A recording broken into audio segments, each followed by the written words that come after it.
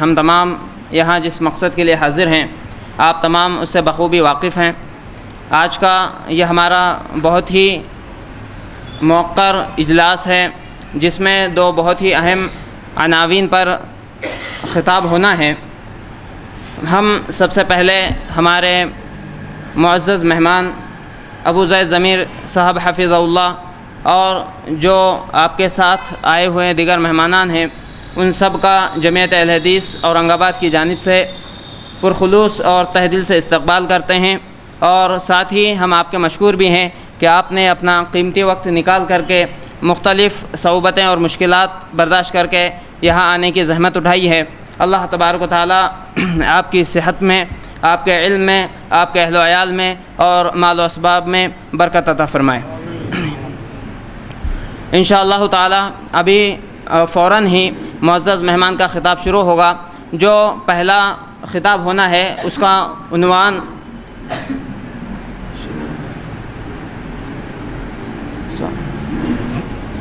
آج کے اس پروگرام کے دو عنوانات ہیں، آپ جانتے ہیں۔ ان میں سے پہلا عنوان جو ابھی پیش کیا جائے گا وہ منہج صحابہ ہوگا، اور اس کے بعد جو دوسری مجلس اور دوسرا عنوان ہوگا اس میں اہل حدیث شبہات اور اس کا ازالہ۔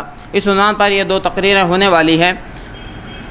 فضیلت الشیخ ابو زید ضمیر حفظہ اللہ آپ محتاج تعارف نہیں ہیں، ہمارے درمیان اس سے پہلے بھی آ چکے ہیں۔ آپ پونا میں رہتے ہیں اور مختلف مقامات پر، بلکہ تقریباً پورے ملک بھر میں آپ مختلف مقامات پر جا کر کے اصلاحی اور تربیتی اجتماعات سے خطاب کرتے ہیں، اور آپ کا جو انداز بیان ہے وہ آپ بھی اس سے پہلے سماعت کر چکے ہیں۔ میں مناسب نہیں سمجھتا کہ بہت زیادہ وقت لوں، اور بڑے ہی ادب کے ساتھ فضیلت الشیخ ابو زید ضمیر حفظہ اللہ سے درخواست کرتا ہوں کہ آپ آئیں اور اپنے موضوع کی وضاحت کریں۔ ان الحمد للہ نحمده ونستعینه ونستغفره ونعوذ باللہ من شرور انفسنا ومن سیئات اعمالنا من يهده الله فلا مضل له ومن يضلل فلا هادي له واشهد ان لا اله الا الله وحده لا شريك له واشهد ان محمدا عبده ورسوله اما بعد فان خير الحديث كتاب الله وخير الهدي هدي محمد صلى الله عليه وسلم وشر الامور محدثاتها وكل محدثة بدعة وكل بدعة ضلالة وكل ضلالة في النار۔ قال سبحانه وتعالى لقد من الله على المؤمنين إذ بعث فيهم رسولا من أنفسهم يتلو عليهم آياته ويزكيهم ويعلمهم الكتاب والحكمة وإن كانوا من قبل لفي ضلال مبين۔ میرے محترم بھائیوں، اللہ تعالیٰ نے قرآن کریم کی اس آیت میں صحابہ کے سلسلے میں 3 باتوں کا ذکر کیا ہے۔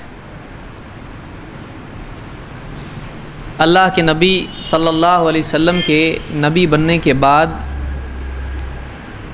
آپ کی دعوتی اور تربیتی زندگی کا آغاز ہوا،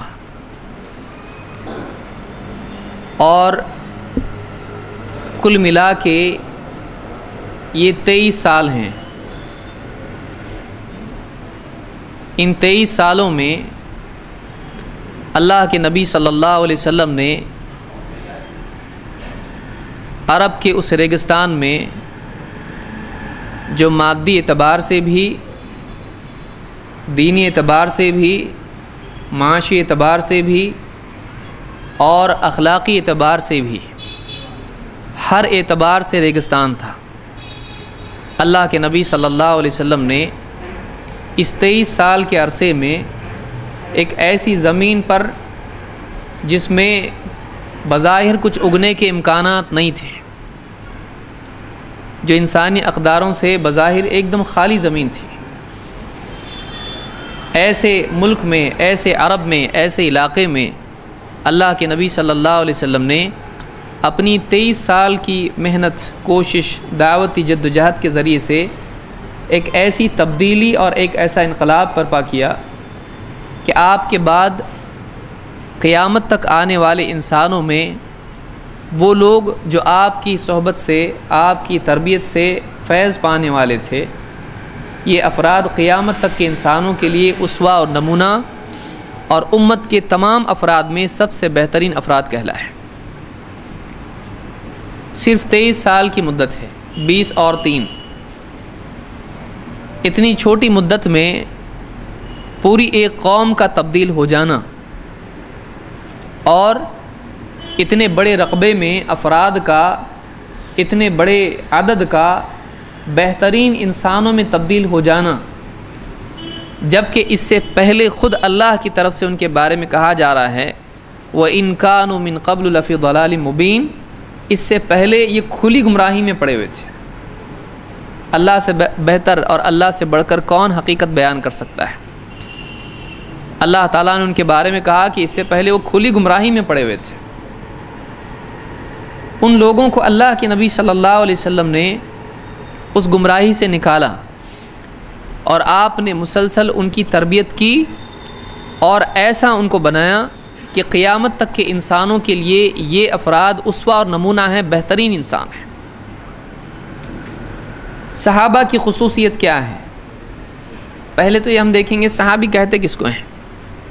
اگر قاعدے سے آپ صحابی کو ڈیفائن کریں، صحابی کی تعریف بیان کریں، تو صحابی اس انسان کو کہتے ہیں، اس شخص کو کہتے ہیں جس نے اللہ کے نبی صلی اللہ علیہ وسلم کو اسلام کی حالت میں دیکھا یا آپ کی صحبت اختیار کی اور اسلام ہی پر اس کا خاتمہ ہوا، اسلام ہی پر اس کا خاتمہ۔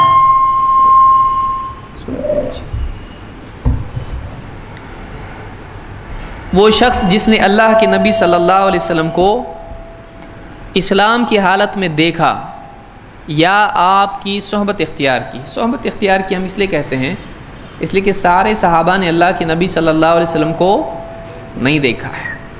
ایسے بھی صحابہ تھے جو نابینا تھے، جس میں عبداللہ ابن ام مکتوم سر فہرست ہیں، کہ جو نابینا تھے، دیکھ نہیں پاتے تھے اور مسجد نبوی کے مؤذن تھے۔ بخاری وغیرہ کی روایت آپ دیکھ سکتے ہیں اذان کے سلسلے میں۔ بلکہ بعض اوقات اللہ کے نبی صلی اللہ علیہ وسلم جب سفر میں جاتے تو ایک مرتبہ آپ نے ان کو مسجد کا امام بھی بنایا تھا۔ تو ایسے بھی لوگ تھے جنہوں نے آپ کو نہیں دیکھا، آپ کی صحبت اختیار کی۔ ایسے بھی لوگ تھے جنہوں نے صرف ایک مرتبہ دیکھا۔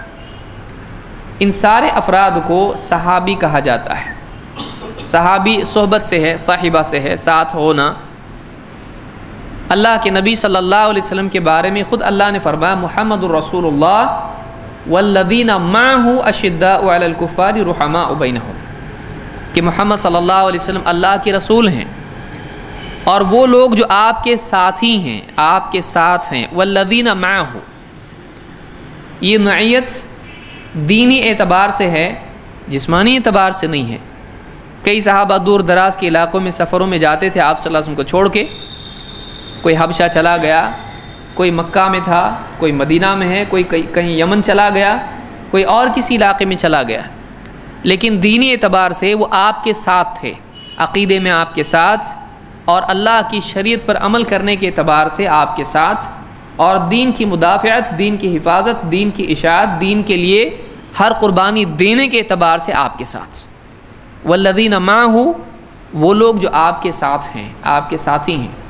اشداء علی الکفار رحماء بینہم، کفار کے مقابلے میں بڑے سخت ہیں، کوئی کمپرومائز نہیں کرتے ہیں، دین کے معاملے میں بڑے غیرت مند ہیں۔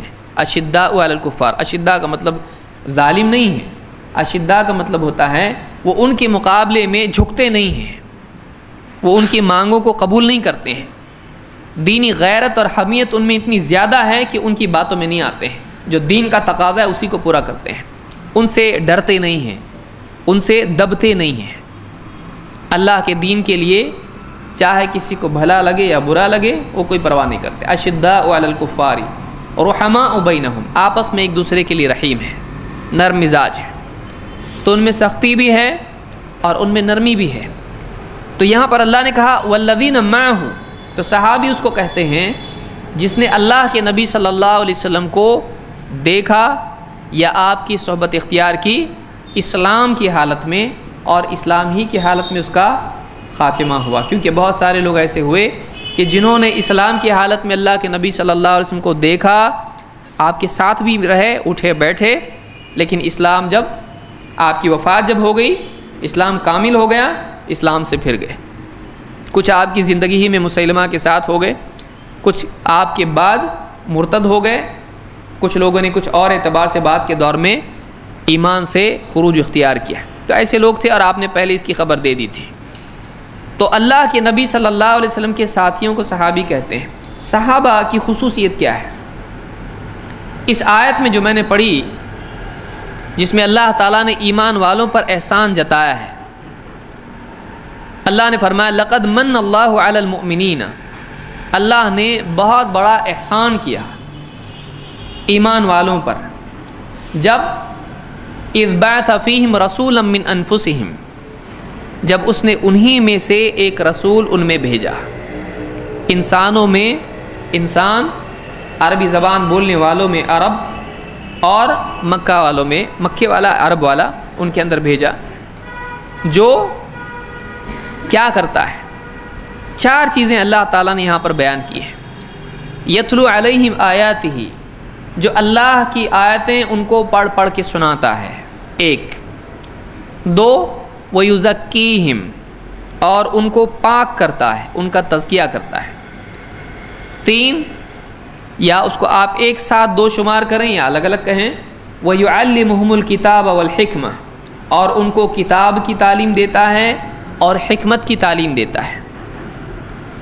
اگر آپ اس پر غور کریں تو آپ پائیں گے کہ 3 اعتبار سے صحابہ نے اللہ کے نبی صلی اللہ علیہ وسلم سے فیض حاصل کیا۔ فیض کا لفظ ذرا ہمارے یہاں پر صوفیوں میں ذرا گڑبڑ والا بھی ہے۔ فیض کیسے کہا جاتا ہے؟ کوئی آدمی سینے سے سینہ لگا لے، پیر صاحب، تو یہاں سے پورا علم وہاں منتقل ہے۔ اسلامی عقیدہ نہیں ہے۔ اللہ کے نبی صلی اللہ علیہ وسلم سے صحابہ نے کیسے فیض حاصل کیا، اللہ نے اس آیت میں بتا دیا ہے کہ نبی بھی ایسا علم دیتے ہیں۔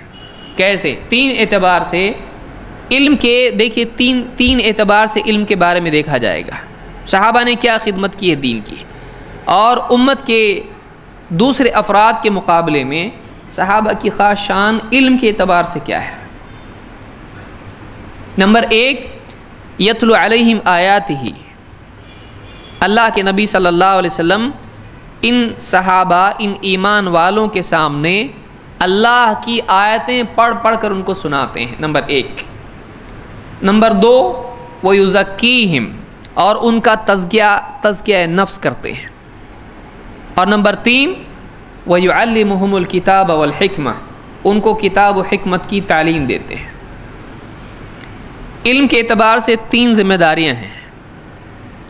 1، متن علم کی حفاظت، 2، فہم علم، 3، تقاضۂ علم کو پورا کرنا، یا اس کے اعتبار سے کہیں گے اپنے آپ کو علم کے مطابق ڈھالنا۔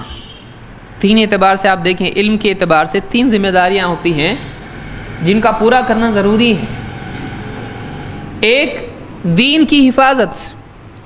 اگر ایک نسل قرآن کو سیکھے لیکن ضائع کر دے، یا حدیث کو چھپا دے، قرآن کو اگلی نسل کو نہ دے، گنہگار ہوگی۔ قرآن و سنت کی طرف سے، اللہ کی طرف سے قرآن نازل ہوا، اور اللہ کے نبی صلی اللہ علیہ وسلم نے قرآن کو سمجھایا، حدیث دی۔ ایک ہے حفاظت علم، اللہ کی آیتیں پڑھ کر سنانا۔ آپ صلی اللہ علیہ وسلم نے صحابہ تک وہ علم پہنچا دیا جو اللہ کی طرف سے آیا، قرآن کا متن پہنچا دیا۔ یتلو علیہم آیاتہ، صحابہ نے اس علم کو لے کر اپنے سینے میں جگہ دی، اس کو یاد کر لیا۔ پڑھے لکھے لوگ بھی تھے، امی بھی تھے، ان پڑھ تھے، نابینا لوگ تھے، خواتین تھیں، بچے تھے۔ وہ قوم ایسی تھی کہ جن کے پاس پہننے کے لیے کپڑے نہیں تھے۔ ابھی آپ نے سنا، اوڑھنے کے لیے چادر نہیں ہے، لکھنے کے لیے کاغذ کہاں سے لائیں گے؟ لیکن جس قوم کے پاس یا جس فرد کے پاس وسائل کی کمی ہوتی ہے، ان کے ہاں اللہ کی طرف سے ایک توفیق ان کو ملتی ہے کہ ان کی صلاحیتیں بڑھ جاتی ہیں۔ آپ دیکھیے کوئی آدمی نابینا ہوگا، اس میں کچھ اور صفات بہت زیادہ پاورفل ہوں گی دوسروں کے مقابلے میں. کوئی آدمی جسمانی اعتبار سے کوئی کمی اس کے اندر ہو، دوسرے اعتبار سے اس میں طاقت زیادہ ہوتی ہے. تو یہاں پر آپ دیکھیں گے کہ پہلی ذمہ داری علم کے اعتبار سے کیا ہے؟ حفاظت علم. آپ صلی اللہ علیہ وسلم قرآن کا متن صحابہ کو بتاتے تھے، یہ قرآن ہے. آپ بعینی ہی آیات پڑھ پڑھ کر ان کو سناتے تھے، اور صحابہ وہ آیات جو کہ اس کو لیتے تھے اس کو یاد کرتے تھے. ایک. دو، صرف علم کا یاد کرنا مقصود نہیں ہے، بلکہ علم کے اعتبار سے دوسری ذمہ داری یہ ہے کہ اس کو صحیح طور سے انسان سمجھے، اس کو صحیح طور سے انسان سمجھے. اگر آدمی نہیں سمجھتا ہے تو گمراہیاں آتی ہیں. جیسے آپ نے تھوڑی دیر پہلے سنا وسیلے کے بارے میں کہ فلاں صاحب نے وسیلے کی حدیث بخاری سے بتائی، لیکن اسی حدیث سے کچھ اور ثابت کیا جس کی اس میں گنجائش نہیں ہے. ایسا کب ہوتا ہے؟ جب یا تو آدمی غلط سمجھتا ہے یا عوام کی جہالت کا غلط استعمال کرتا ہے. لیکن دونوں صورتوں میں کیا ہوتا ہے؟ فہم کی خطا کا دخل ہوتا ہے. آپ دیکھیں اتنے سارے فرقے جو پیدا ہوئے، مثال کے طور پر آپ دیکھیں قدریہ، صحابہ کے زمانے میں فرقہ آ گیا تھا قدریہ، تقدیر کا انکار. پھر اسی طرح سے اور فرقے جیسے معتزلہ ہیں، جنہوں نے بہت ساری چیزوں کا، دین کی بنیادی چیزوں کا انکار کیا، بلکہ دین میں ایسی چیز داخل کر دی جو نہیں ہے. انہوں نے عقل کو حکم بنا لیا، عقل میں جو آتا ہے وہی صحیح ہے، عقل بھی حجت ہے، اور عقل کی بنیاد پر سب چیک کیا جائے گا. یہ معتزلہ کا اصول ہے. انہوں نے اللہ تعالیٰ کی دیدار کا انکار کر دیا، اللہ کو دیکھ ہی نہیں سکتے ہیں. انہوں نے کہا کہ آدمی جو گناہ کرتا ہے وہ دو منزلوں میں سے ایک منزل میں، بیچ کی منزل میں ہوتا ہے، نہ وہ مومن ہے نہ کافر ہے، بیچ میں وہ منزلہ بین منزلتین. کہاں سے آیا عقیدہ؟ وہ نہ مومن ہے وہ نہ کافر ہے، وہ بیچ میں. تو کیا ہے یہ؟ نہ مومن ہے نہ کافر ہے، بیچ میں ہے. وہ نئے عربی نہیں آتی تھی ان کو، قرآن نہیں پڑھتے تھے وہ لوگ، حدیث ان کو معلوم نہیں تھی. ان کے پاس متن تھا. جبریہ جنہوں نے کہا آدمی بالکل آزاد نہیں ہے، جیسے روبوٹ ہوتا ہے، مثلا کٹ پتلی ہوتی ہے، انسان کی اپنی کوئی آزادی نہیں ہے، اس کا اپنا کوئی اختیار نہیں ہے، اس کی اپنی کوئی چوائس نہیں ہے، آدمی مجبور ہے. بس ہم گناہ گار کیوں ہیں؟ اللہ نے بنایا ہم کو ایسا. چوری کیوں کر رہے ہیں؟ جھوٹ کیوں بول رہے ہیں؟ زنا کیوں کر رہے ہیں؟ غلط کام کیوں کر رہے ہیں؟ اللہ نے ہم کو ایسی بنایا. جبریہ.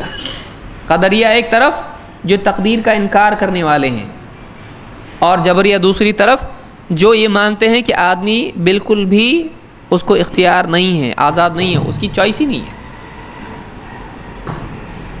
مرجئہ جنہوں نے کہا کہ ایمان کیا ہے؟ بس قول ہے یا زیادہ سے زیادہ اعتقاد ہے، عمل نہیں ہے. انہوں نے کہا قول، ایک آدمی لا الہ الا اللہ کہہ دے بس، چاہے وہ کچھ بھی گناہ کرے کوئی مسئلہ نہیں ہے، اس کے ایمان میں کوئی خلل نہیں، کوئی فرق نہیں پڑتا ہے، اس کے ایمان میں کوئی فرق نہیں پڑتا ہے. یہ جو فرقے آئے ہیں، کیا آپ دیکھیں ان ساری فرقوں کی تاریخ آپ دیکھیں، اور بھی کئی فرقے ہیں، میں تفصیل میں نہیں جانا چاہتا. خوارج مثال کے طور پر، یہ بھی صحابہ کے زمانے میں آئے، بلکہ آپ دیکھیں کہ خوارج کے بارے میں اللہ کے نبی صلی اللہ علیہ وسلم نے کیا کہا تھا. آپ نے کہا کہ یہ وہ لوگ ہیں کہ یقرؤون القرآن، یہ قرآن پڑھیں گے لیکن لا یجاوزہم الحناجر، وہ قرآن ان کے حلق سے نیچے نہیں اترے گا. ابن عباس رضی اللہ تعالیٰ عنہ جب سمجھانے کے لیے گئے خوارج کو، اور دوسروں کی بھی گواہیاں اس سلسلے میں ہیں کہ ان کے خیموں سے ایسی آواز آتی تھی جیسے شہد کی مکھیوں کی بھن بھناٹ ہوتی ہے، مکھیوں کی بھن بھناٹ جیسی ہوتی ہے، ویسی آواز آتی تھی. کیا کرتے تھے وہ اپنی رہنے کی جگہوں میں عام طور سے خالی اوقات میں قرآن قرآن قرآن قرآن پڑھتے تھے. قرآن نہیں تھا ان کے پاس، عربی جانتے تھے وہ لوگ، عربی کے ماہر، قرآن کے جاننے والے. تو گمراہی کہاں سے آئی؟ آپ جتنے فرقے دیکھیں گے آپ کو ملے گا کہ یہ فرقے یہ عربی جاننے والے لوگ تھے، اور انہوں نے اپنی گمراہی کے لیے اگر دلیل لی تو وہ قرآن کی آیات سے لی یا احادیث سے لی. چاہے آپ معتزلہ کو دیکھیں، چاہے آپ مرجیہ کو دیکھیں، قدریہ کو دیکھیں، جبریہ کو دیکھیں، چاہے خوارج کو دیکھیں. خوارج نے تو دلیل میں حضرت علی کو کافر قرار دے دیا. حضرت علی نے کیا کہا؟ ہمارا ان کا جو جھگڑا ہے ٹھیک ہے، ایک حکم ان کی طرف سے ہو، ایک حکم ہماری طرف سے ہو. ایک ان کی طرف سے آدمی فیصلے کے لیے آئے، ایک ہماری طرف سے ہو، بیٹھ کے دونوں آپس میں کچھ ایسی صورت نکالیں کہ مسئلہ جھگڑا حل ہو جائے. خوارج کی سمجھ میں بات نہیں آئی. خوارج نے کیا پیش کیا حضرت علی کے مقابلے میں؟ آیت ان الحکم الا للہ فما اختلفتم فی شیء فحکمہ الی اللہ ان الحکم الا للہ ومن لم يحکم بما انزل اللہ فاولئک هم الکافرون. کہ حکم تو اللہ کا چلے گا. یہ کیسا بول رہے ہیں کہ حکم ہمارے اندر سے ایک اور ان کی طرف سے ایک؟ فیصلہ ان کا کیسا ہوگا؟ ان کا ایک جج ان کا ایک جج؟ بالکل نہیں. فیصلہ ان میں سے لوگ نہیں کریں گے، فیصلہ اللہ کا چلے گا. تو انہوں نے انسان کو حکم بنایا، کافر ہو گئے. حضرت علی کو کافر قرار دے دیا. حالانکہ ابن عباس نے جا کے ان کو سمجھایا. اب دیکھیے دلیل کہاں سے آ رہی ہے؟ دلیل قرآن کی ہے. لیکن صرف دلیل دے دینے سے آدمی صحیح ثابت نہیں ہوتا ہے. کسی کے پاس محض دلیل کے نام پر کسی چیز کا پایا جانا اس کو حق پر ہونے کو ثابت نہیں کرتا ہے. کیوں؟ کیونکہ کبھی ایسا ہوتا ہے کہ دلیل واقعی اس کے دعوے کے مطابق نہیں ہوتی ہے. وہ دلیل میں جس چیز کو پیش کر رہا ہے اس سے وہ چیز نکلتی ہے نہیں نکلتی ہے. انہوں نے کہا کہ ان الحکم الا للہ، حکم تو اللہ کا چلے گا، اللہ کے سوا کسی اور کا نہیں. تو جب انہوں نے دو حکم بنائے کافر ہو گئے.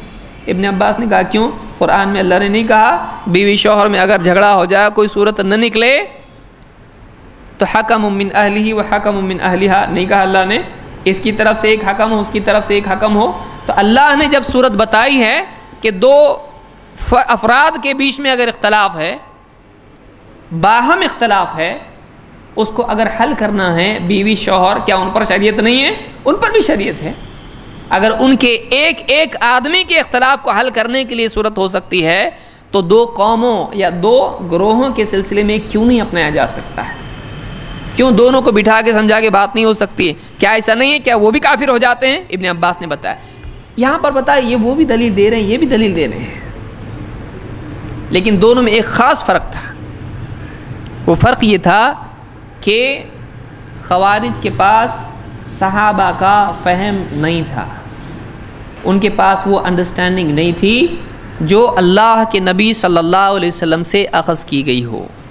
اسی لیے ابن عباس نے کہا، ان سے جب جا کے بات چیت کی، حضرت علی نے بھیجا تھا ان کو، ان سے جا کے جب بات کی تو کہا تم میں کوئی ایسا ہے کہ جس نے یہ دیکھا کہ قرآن کب نازل ہوا، کس سلسلے میں نازل ہوا، کون سے مسئلے میں نازل ہوا؟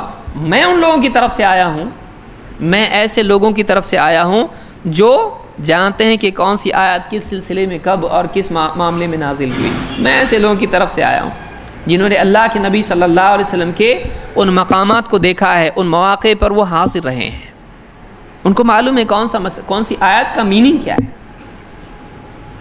تو ایک کام ہوتا ہے دین کے متن کی حفاظت. صحابہ نے بہترین طور پر اس کا حق ادا کیا. اللہ کے رسول صلی اللہ علیہ وسلم سے ایک دو آیتیں سیکھتے تھے. عبداللہ ابن عمر ہیں یا دوسرے کئی صحابہ ہیں، کہتے ہیں ہم 10 آیتیں سیکھتے تھے، جب تک کہ پوری طرح سے اس کا علم اور اس پر عمل نہیں آ جاتا اگلی 10 نہیں سیکھتے. انہوں نے دین کو علم اور عمل دونوں کے اعتبار سے سیکھا. تو ایک دین کا اگر آپ دیکھیں صحابہ اگر حفاظت نہیں کرتے تو ہم کو کیسے معلوم ہوتا کہ اللہ کے نبی صلی اللہ علیہ وسلم کیسے دکھائی دیتے تھے؟ آپ صلی اللہ علیہ وسلم کا چلنے کا انداز کیا تھا، بولنے کا انداز کیا تھا، آپ نے کس موقع پر کیا فیصلہ لیا؟ قرآن کی فلاں آیت نازل ہوئی تو آپ نے اس کے بدلے میں اس کے جواب میں کیا کہا؟ آپ نے اللہ کے حکم کی عملی تطبیق کیسے کی؟ پریکٹیکل اپلیکیشن اس کا کیسے کیا؟ صحابہ اگر محفوظ نہیں رکھتے تو آج ایک آدمی جو اسلام کی دعوت لے کر بازار میں جا رہا ہے، اس کے پاس اگر اس سے کوئی پوچھتا کہ بتاؤ یہ جو قرآن جس پر نازل ہوا وہ آدمی کون تھا، کیسا تھا، ذرا ہم کو بتاؤ، وہ شخصیت کیسی تھی، تو اس کے پاس بتانے کے لیے کچھ ہوتا اس کے پاس کچھ بھی نہیں ہوتا. بس ایک شخص تھے, ان کے اوپر قرآن آیا, ہم کو زیادہ ڈیٹیل معلوم نہیں ہے. مکی زندگی, مدنی زندگی, گھر کی زندگی, مسجد, بازار, سفر, حضر, جنگ کا میدان, ہر اعتبار سے اللہ کے نبی. پیشاب پاخانہ, پیشاب پاخانہ کے حالات, غسل, ناک صاف کرنا, چھینکنا, تھوکنا, بولنا, سننا, چلنا پھرنا, رکنا, مسافہ. اب بتائیے کون سا زندگی کا پہلو ہے جس کو صحابہ نے نہیں بیان کیا؟ تو ایک تو قرآن کا متن, اس کی حفاظت کی, اور دوسری اسی کے ساتھ اس کے ضمن میں اللہ کے نبی صلی اللہ علیہ وسلم کی حدیثوں کی حفاظت کی. تو ایک حفاظت علم, یہ بہت بڑی ذمہ داری ہے. اگلی نسل محروم ہو جائے گی اگر علم محفوظ نہیں رہے گا. صحابہ نے سب سے پہلے یہ ذمہ داری ادا کی. ایک, اللہ کے رسول صلی اللہ علیہ وسلم سے دین کا, شریعت کا متن انہوں نے اخذ کیا, ایز اٹ از قرآن کو انہوں نے آپ سے سنا. آج اگر آپ سے نہیں سنتے وہ اور اس کو نہیں پہنچاتے امت تک, تو کیسا پڑھنا قرآن وہ بھی نہیں آتا. قرآن کیسا پڑھا جائے وہ بھی محفوظ نہیں ہوتا کہ قرآن کو پڑھیں گے کیسا. دوسرا کام, دوسری ذمہ داری, علم کے اعتبار سے ایک متن ہوتا ہے, دوسرا اس کا فہم ہوتا ہے, اس کی انڈرسٹینڈنگ ہوتا ہے. اللہ کے رسول صلی اللہ علیہ وسلم کے اعتبار سے صحابہ کے سلسلے میں ان کی خصوصیت یہ ہے کہ انہوں نے براہ راست قرآن کا فہم نبی سے لیا. اسی لیے اللہ نے کیا فرمایا, وَيُعَلِّمُهُمُ الْكِتَابَ وَالْحِكْمَةَ, کہ نبی ان کو کتاب اور حکمت کی تعلیم دیتا ہے. آپ بتائیے یتلو علیہم آیاتہ میں ہو جاتا کہ نہیں ہو جاتا؟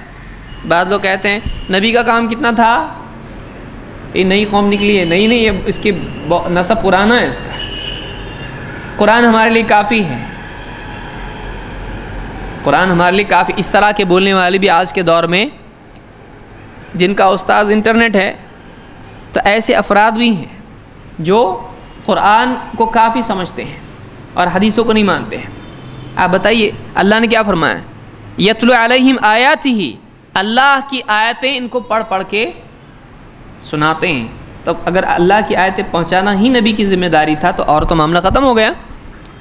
دوسری چیز اس میں جو علم کے اعتبار سے ضمن آتی ہے وہ کیا ہے, وَيُعَلِّمُهُمُ الْكِتَابَ وَالْحِكْمَةَ, کتاب و حکمت کی ان کو تعلیم دیتے ہیں. ایک تو قرآن کا متن بعینہ ہی امت تک پہنچاتے ہیں. دو, اس متن کا کیا مطلب ہے, اس کو عملاً کیا اس کے معنی ہے, اس کو کیسے عمل میں لایا جائے گا, پورا کا پورا وہ سکھاتے ہیں. قرآن کی آیات کے معنی سکھاتے ہیں. وَيُعَلِّمُهُمُ الْكِتَابَ, کتاب کا علم ان کو دیتے ہیں, اور حکمت ان کو عطا کرتے ہیں. حکمت کے معنی کیا ہے, وزڈم. عربی زبان میں آپ لغت میں اگر دیکھیں حکمت کے معنی کیا ہے, وضع الشیء فی موضعہ, کسی چیز کو اس کی جگہ پر رکھنا. تو قرآن کی یہ آیت ہے, اس آیت کو کس پر فٹ کیا جائے گا, کس مسئلے میں فٹ کیا جائے گا, ورنہ آدمی ادھر کی مثال ادھر فٹ کر سکتا ہے. کون سی آیت کس کے سلسلے میں نازل ہوئی, وہاں چھوڑ کے آدمی دوسرے سلسلے میں اس کو فٹ کرنا شروع کر دے گا, نتیجہ گمراہی ہو سکتا ہے. وَيُعَلِّمُهُمُ الْكِتَابَ وَالْحِكْمَةَ, صحابہ کو اللہ کے نبی صلی اللہ علیہ وسلم تلاوت آیات کے ساتھ ساتھ کتاب اور حکمت کا علم بھی سکھاتے ہیں. اور نمبر 3, تیسرا تقاضا کیا ہے کہ فہم علم کے بعد تقاضا علم, اس علم کے مطابق بننا. تو کیا کہا, وَيُزَكِّيهِمْ, تقدیم و تاخیر قرآن میں مختلف مقامات پر اس میں آیا ہے. علماء نے اس کے معنی بیان کیے کہ کیوں آگے پیچھے ہوا ہے, اس کا وقت ہمارے پاس ابھی نہیں ہے. 3 باتیں ہیں, یتلو علیہم آیاتہ ویزکیہم ویعلمہم الکتاب والحکمہ. آیتیں پڑھ کر سناتا ہے تاکہ سنیں, سیکھیں, یاد رکھیں, آگے محفوظ رکھیں, پہنچائیں. 2, ان کا تزکیہ کرتا ہے کہ ان کو اس پر عمل کرنے والا بناتا ہے, ان کے ایمان کی قوت کے وسائل ان کے لیے عطا کرتا ہے, ان کی دینداری کو مضبوط بناتا ہے. ان میں جو برائیاں, کمزوریاں اخلاقی اعتبار سے ہیں یا دینداری کے اعتبار سے ہیں, عمل کے اعتبار سے ہے, تقویٰ کے اعتبار سے ہیں, ان کمزوریوں کو دور کرتا ہے, ان کو مضبوط بناتا ہے, ان کو پاک کرتا ہے, ان کی تربیت کرتا ہے, اور اسی کے ساتھ ساتھ ان کو علم و حکمت کی تعلیم دیتا ہے. صحابہ نے 3 اعتبار سے خدمت کی, اور 3 اعتبار سے اللہ کے نبی صلی اللہ علیہ وسلم سے علم کا استفادہ کیا. ایک، متن کو لیا تاکہ آگے پہنچائیں. دو، متن کے فہم کو لیا وَيُعَلِّمُهُ الْكِتَابَ وَالْحِكْمَةَ. اور تین، اللہ کے نبی صلی اللہ علیہ وسلم کی صحبت اور آپ کی تربیت کے نتیجے میں ویسے انسان بنے کہ جب اللہ کے نبی صلی اللہ علیہ وسلم کی وفات کا وقت قریب آیا اور آپ اپنے گھر ہی میں تھے، یہاں تک کہ نوبت یہ آئی کہ آپ نماز کے لیے نہیں آ سکتے تھے مسجد میں، بار بار بے ہوش ہو جاتے تھے. آپ اٹھتے تھے پھر بے ہوش ہوتے تھے، پھر اٹھتے تھے پھر بے ہوش ہوتے تھے. جب آپ میں اتنی سکت نہیں رہی، اتنی طاقت نہیں رہی کہ آپ مسجد میں آ سکیں، آپ اٹھے اور اپنے کمرے کا پردہ ہٹایا، کیونکہ مسجد نبوی اور آپ کا کمرہ اس کے بیچ میں فرق کرنے والی چیز کیا تھی؟ بس ایک دروازہ اور اس کا پردہ. حضرت عائشہ سے کیا کہا؟ اے عائشہ جاؤ جا نماز لے آؤ مسجد میں سے. تو ایک دم جڑا ہوا ہے. میں نے کہا کہ میں اللہ کے رسول میں حیض سے ہوں. کہا تیرا ہاتھ تو ایسے نہیں ہے، حیض تیرے ہاتھ میں نہیں ہے. یعنی ہاتھ سے لے سکتی تھی، اتنا نزدیک کہ بالکل جڑا ہوا کمرہ. آپ نے پردہ ہٹایا، دیکھا صحابہ ابو بکر صدیق رضی اللہ تعالیٰ کی امامت میں نماز پڑھ رہے ہیں. آپ نے نگاہ بھر کے صحابہ کو دیکھا اور آپ مسکرائے. صحابی کہتے ہیں یہ آخری مرتبہ تھا جب ہم نے صحابہ کو دیکھا، اللہ کے نبی صلی اللہ علیہ وسلم کو دیکھا. آخری مرتبہ آپ کو دیکھا. آخری مرتبہ اللہ کے نبی صلی اللہ علیہ وسلم نے نگاہ جب صحابہ پر ڈالی تو آپ ان سے راضی تھے. وہ افراد امت کے بہترین افراد ہیں. یہ وہ افراد ہیں جنہوں نے نبی صلی اللہ علیہ وسلم سے علم کو لیا، اس کی حفاظت کی، جنہوں نے اللہ کے نبی صلی اللہ علیہ وسلم سے علم کو سمجھا کہ واقعی اس کا مطلب کیا ہے، جنہوں نے اللہ کے نبی صلی اللہ علیہ وسلم کے سامنے عمل بھی اس پر کیا. وہ عمل والے بنے، وہ ویسے بنے جو علم چاہتا تھا ان سے. اس طبقے کو اگر بیچ میں سے ہٹا دیا جائے اور قرآن اور حدیث کا مطالعہ کیا جائے، بہت بڑا دروازہ گمراہی کا کھل سکتا ہے. ویسے ہی جیسے تھوڑی دیر پہلے آپ نے مثال سنی کہ بخاری کی حدیث ہے، مسلم کی بھی حدیث ہے. اب ایک حدیث ہو تو بتائیں کیا حدیث ہے؟ ایک صحابی اللہ کے نبی صلی اللہ علیہ وسلم کی رات میں خدمت کیا کرتے تھے. پانی رکھ دیا استنجا کے لیے، وضو کے لیے پانی رکھ دیا، کچھ کبھی اور خدمت کی. ایک دن اللہ کے رسول صلی اللہ علیہ وسلم نے، صحیح مسلم میں روایت موجود ہے، ایک دن کہا کہ مانگ کیا مانگتا ہے؟ اب بس ان کو ملا نہیں ملا ہوا ایک الگ مسئلہ ہے، کیا ہے؟ یہاں مل گیا. کہ دیکھو ہم بولتے ہیں نا مختار کل ہیں، جو چاہے دے سکتے ہیں، سب کچھ خزانے ان کے ہاتھ میں ہیں. اللہ کے نبی صلی اللہ علیہ وسلم کے کہاں سے دلیل میں؟ اور مانگ کیا مانگتا ہے؟ تو یعنی جو چاہے مانگ. انہوں نے کیا مانگا؟ اسألک مرافقتک فی الجنہ، اے اللہ کے رسول میں جنت میں آپ کا ساتھ مانگتا ہوں، آپ کی صحبت جنت میں چاہیے. کہا دیکھو دنیا کا چھوڑو، دنیا تو گھٹیا ہے، وہ جنت کا مانگ رہے، وہ دے سکتے تو یہ کیوں نہیں دے سکتے؟ تو صحابہ نے کیا مانگا رسول سے؟ تو جنت کس سے مانگ رہے ہیں؟ ثابت ہوا نا، آپ کی مسلم ہے نا، آپ ہی بولتے ہیں نا بخاری مسلم، یہ لو وسیلے کے لیے بخاری اور مختار کل کے لیے مسلم. لائیے اب کیا کریں گے؟ بخاری مسلم سے دو بڑے مسئلے حل ہو گئے. ایک تو یہ کہ جو بھی مانگو نبی سے مانگو، اور اگر اللہ سے مانگو تو وسیلے سے مانگو. آپ بتائیے کیا کریں گے؟ یہ گمراہی کیوں آئی؟ قرآن کی کئی آیات ہیں، کئی احادیث ہیں، وَابْتَغُوا إِلَيْهِ الْوَسِيلَةَ کہ خود ساختہ معنی کہاں سے آئے ہیں؟ آیت ہے نا، لیکن کیا صرف آیت کی تلاوت مقصود ہے؟ یہ آیت کا صحیح فہم. کیا صرف حدیث کی تلاوت مقصود ہے یا حدیث کا صحیح فہم؟ کیوں اللہ کے نبی صلی اللہ علیہ وسلم نے کہا مَن يُرِدِ اللَّهُ بِهِ خَيْرًا يُفَقِّهُ فِي الدِّينِ، اللہ جس کے ساتھ بھلائی کا ارادہ کرتا ہے اس کو دین کی گہری سمجھ عطا فرماتا ہے. معلوم ہوا کہ صرف متن مقصود نہیں ہے بلکہ فہم اصل مقصود ہے. اسی لیے حضرت علی رضی اللہ تعالیٰ سے کسی نے کہا آپ کے پاس کوئی اسپیشل علم، سیکرٹ علم ہے کیا؟ اللہ کے نبی صلی اللہ علیہ وسلم کے گھر والے نا، کہا ہمارے پاس کچھ نہیں ہے. بس کچھ حدیثیں ہیں جو اس تلوار کے میان میں رکھی ہوئی ہے، اس میں رکھی ہوئی ہے بس، اور وہ فہم ہے جو اللہ تعالیٰ مومن بندے کو عطا کرتا ہے۔ دین کا فہم اگر صحیح ہو تو آدمی صحیح چلتا ہے، اگر دین کا فہم غلط ہو جائے تو سارے متن کے باوجود آدمی گمراہ ہوتا ہے۔ آپ سادہ مثال آپ دیکھیے، آج مسلمانوں میں کئی فرقے ہیں نا، دو بڑی سیگریگیشن آپ کہیں، اب تو باہر نکل کے بیچارے شیعہ سنی، پہلے وہ تھے اندر اب باہر ہیں۔ علماء کا یہی فتویٰ ہے، فرد پر الگ معاملہ ہوتا ہے لیکن اجتماعی طور پر یہی فتویٰ علماء کا ہے، شیعہ سنی۔ اب اہل سنت میں اور پھر کتنے ہیں، پیٹ بھر کے ایک دم، کوئی کیا بولتا ہے، کوئی کیا بولتا ہے، پھر دیوبندی، بریلوی، فلانے، اور ایک کے بعد ایک بڑھتے اتنے سے، ہر ایک کے پاس کیا ہے، کسی اور دین کی کتاب پڑھ رہا ہے، تورات پڑھ رہا ہے، انجیل پڑھ رہا ہے، کیا پڑھ رہا ہے وہ؟ آپ کو اگر کچھ لا کے وہ دیتا ہے تو کہاں سے دیتا ہے وہ؟ قرآن کی کوئی آیت اٹھا لی اور اس کا کچھ بھی مطلب لے لیا اور عمل شروع کر دیا، کوئی بھی حدیث لے لی، اس کو اپنی جی سے کچھ بھی سمجھ لیا اور اس پہ عمل شروع کر دیا۔ ساری برائیاں، ساری خرافات، شرکیات، بدعات، گمراہیاں، دو میں سے ایک وجہ اس کی ہوتی ہے، آپ اس کو یاد رکھیے۔ عام طور سے مسلمانوں میں جو بھی گمراہ فرقے بنتے ہیں، ان کی گمراہی چاہے وہ فرد ہو یا جماعت ہو یا جو بھی ہوں، ایک ہو یا کئی ہوں، دو میں سے ایک وجہ ہوتی ہے جس کی وجہ سے وہ گمراہ ہوتے ہیں۔ یا تو وہ اپنے عقیدے یا عمل کی بنیاد ایسی دلیل پر رکھتے ہیں جو قابل اعتبار نہیں ہوتی ہے، کسی ضعیف حدیث کو بنیاد بنا لیا، کسی واقعے کو جو چلتا آ رہا ہے پیڑھی در پیڑھی بنیاد بنا لیا، جیسے آپ نے سنا قصے کہانیاں، کسی کے لیے دروازے کھل رہے ہیں آسمان کے، کسی کے لیے کچھ ہو رہا ہے، تو جھوٹے قصے کہانیاں یا جھوٹی حدیثیں یا ضعیف روایات یا ایسے لوگوں کی باتیں جو شریعت میں حجت نہیں ہیں۔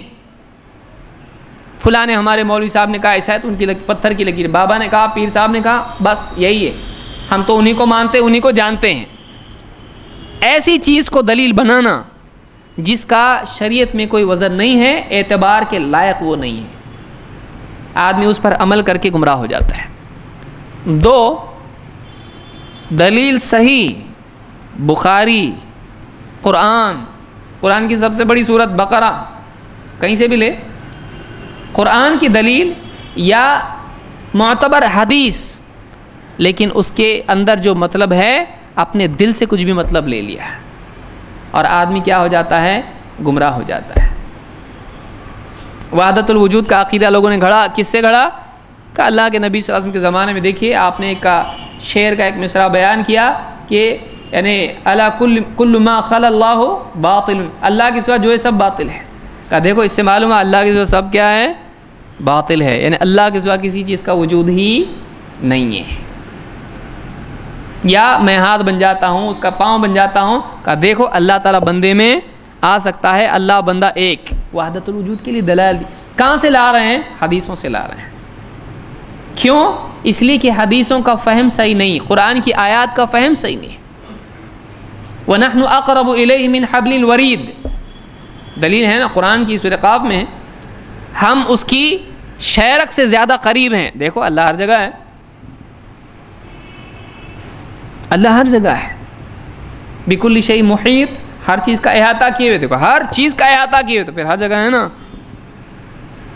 تو ایسی دلیلیں جو واضح نہیں ہیں، ان دلیلوں کو اپنے طور پر سمجھنا اور پھر اس کے مطابق عقیدہ بنانا یا عمل کرنا عام انسانیت کی گمراہی کا یہ سبب رہا ہے۔ اس پس منظر میں اہمیت بڑھ جاتی ہے کہ ہم دین کے سلسلے میں اپنی رائے، فلاں کی رائے چھوڑ کر ہم ان کی تحقیق یا ان کی بات پر اعتماد کریں جنہوں نے براہ راست اللہ کے نبی صلی اللہ علیہ وسلم سے دین کو سمجھا، اور وہ کون ہیں؟ وہ صحابہ ہیں۔ آپ نے تھوڑی دیر پہلے حدیث سنی، عائشہ کیا فرماتی ہیں کہ میں خولہ رضی اللہ تعالیٰ عنہ کی بات میں زبان کی سن نہیں پا رہی تھی، کیا بول رہی وہ عورت، لیکن اللہ تعالیٰ نے ان کی بات آسمانوں کے اوپر سے سن لی، 7 آسمانوں کے اوپر سے سنی۔ معلوم ہے کہ حضرت عائشہ کا عقیدہ کیا ہے؟ اللہ کہاں ہے؟ ہر جگہ ہے، اللہ آسمانوں کے اوپر ہے۔ صحابہ کا عقیدہ کیا ہے؟ واقعی نصوص کے سلسلے میں جب اختلاف ہو جاتا ہے تو صحابہ کے فہم سے فرق ہو جاتا ہے۔ واقعی دیکھو ان کا فہم تھا، کیوں؟ انہوں نے کس سے سمجھا دین کو؟ اللہ کے نبی۔ ان کے ٹیچر کون تھے؟ ان کے ٹیچر اللہ کے نبی۔ تیرے کون ہیں؟ فلاں ابن فلاں ہیں۔ ان کا معلم کون تھا؟ ان کے معلم اللہ کے رسول صلی اللہ علیہ وسلم تھے، اور آپ نے ان کے بارے میں کہا خیر الناس قرنی، بہترین لوگ میرے دور کے۔ آپ راضی ہیں ان سے، آپ کے نزدیک قابل اعتبار ہیں وہ لوگ۔ تو خلاصہ کلام یہ کہ دین کے سلسلے میں ایک ذمہ داری متن کے تعلق سے ہے، ایک ذمہ داری فہم کے تعلق سے ہے، اور ایک ذمہ داری عمل کے تعلق سے ہے۔ آپ تینوں میں سے کسی بھی کسوٹی پر صحابہ کو کسیں، تینوں ذمہ داریاں ادا کرنے کے اعتبار سے صحابہ نے اپنا حق ادا کیا، اور واقعی انہوں نے سب سے زیادہ اس سلسلے میں ذمہ داری نبھائی اور حق ادا کیا۔ انہوں نے دین کا متن بھی محفوظ رکھا، اگلی نسلوں تک پہنچایا۔ انہوں نے دین کو صحیح طور سے اللہ کے نبی صلی اللہ علیہ وسلم سے براہ راست سیکھا، جن کے بارے میں خود اللہ نے فرمایا ان علینا جمعہ وقرآنہ فاذا قرأناہ فاتبع قرآنہ ثم ان علینا بیانہ۔ اس قرآن کا جمع کر دینا آپ کے سینے میں اور آپ سے پڑھوا دینا ہمارے ذمے ہے۔ تو جب قرآن پڑھا جائے دھیان سے سنو، جبریل جب پڑھے اے نبی دھیان سے سنو، اور پھر ثم ان علینا بیانہ، اس قرآن کا بیان کر دینا، اس کے معنی کا ایکسپلینیشن۔ بیان کے معنی کیا ہے؟ بیان کا جو لفظ ہے یہ بانا سے ہے۔ بانا کا مطلب کیا ہوتا ہے؟ الگ الگ ہو جانا، سپریشن، ڈسٹنکشن جس کو آپ کہیں گے، ایک چیز دوسرے سے الگ ہو جائے۔ آپ کو پھل دیے جائیں، اچھا پھل، سڑا ہوا پھل ٹوکری میں ڈال کے کسی نے دے دیا، اب آپ کیا کرو گے؟ آپ دیکھو کہ کھانے لائق یہ ہے ٹوکری نمبر 1 اور دوسری ٹوکری میں، سڑا ہوا آپ ایک جگہ کریں گے، اچھے ایک جگہ کریں گے۔ یہ کیا ہو گیا؟ اب دونوں الگ ہو گئے۔ وَامْتَازُوا الْيَوْمَ أَيُّهَا الْمُجْرِمُونَ، الگ ہو جانا، امتیاز ہو جانا۔ تو نبی کے ذمے ہے بیان کرنا، حق اور باطل میں فرق کر دینا۔ اگر نبی کے بیان اور نبی کے ایکسپلینیشن کو چھوڑ دیا جاتا ہے تو ایک آدمی واقعی تلبیس میں مبتلا ہو سکتا ہے، وہ کچھ کا کچھ مطلب لے سکتا ہے۔ اور وہ جو نبی کا بیان ہے، نبی کا ایکسپلینیشن ہے، وہ کس نے اخذ کیا؟ کس نے اس کو سب سے پہلے سمجھا؟ وہ کس کو سمجھایا نبی نے؟ وہ صحابہ ہیں، انہوں نے سمجھا۔ اس دور میں بہت ساری خرافات کی آپ جڑ کاٹ سکتے ہیں سمپل ایک سوال سے، صحابہ سے کیا ثبوت ملتا ہے اس کا؟ صحابہ نے عمل کیا ہے کہ نہیں کیا ہے؟ اور صحابہ سے جنہوں نے اخذ کیا ہے براہ راست، جو چلتے آئے ہیں ایک کے بعد ایک نسل در نسل، ان سے کیا ملتا ہے؟ تو صحابہ وہ پہلی جماعت ہے جنہوں نے اللہ کے نبی صلی اللہ علیہ وسلم سے علم کو لیا اور اس کا صحیح فہم لیا۔ مثال کے طور پر آپ دیکھیں 12 ربیع الاول کا جلوس، نہیں چھوڑیں گے نبی کا دامن، نہیں چھوڑیں گے، بہت اچھی بات ہے، مت چھوڑو، لیکن نماز کیوں چھوڑتے ہو؟ اور اتنی ساری داڑھی بھی چھوڑو،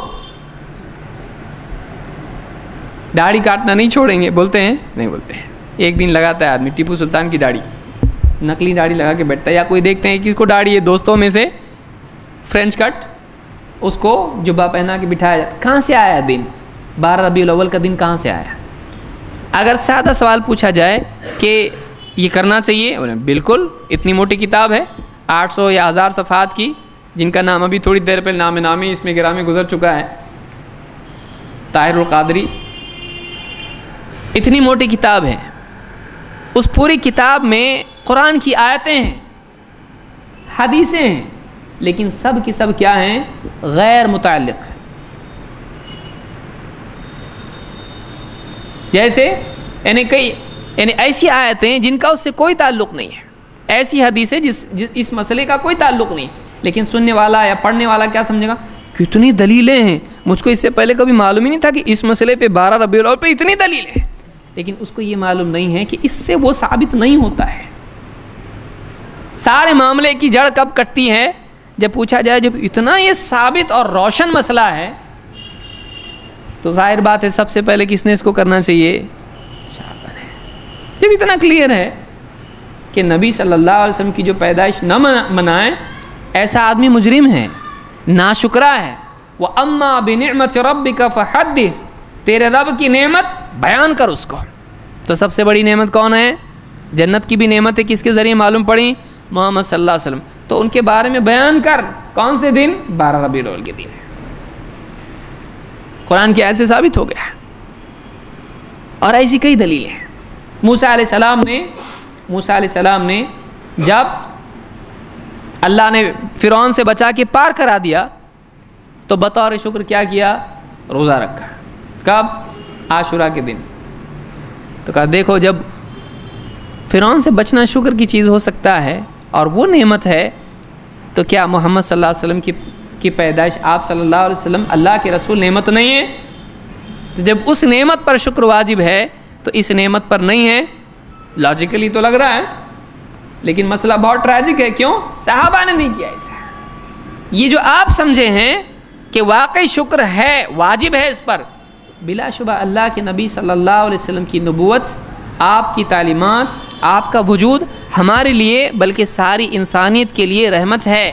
وَمَا أَرْسَلْنَاكَ إِلَّا رَحْمَةً لِلْعَالَمِينَ۔ ہم مانتے ہیں اس کو، لیکن سال بھر کے لیے ہے کہ ایک دن کے لیے ہے؟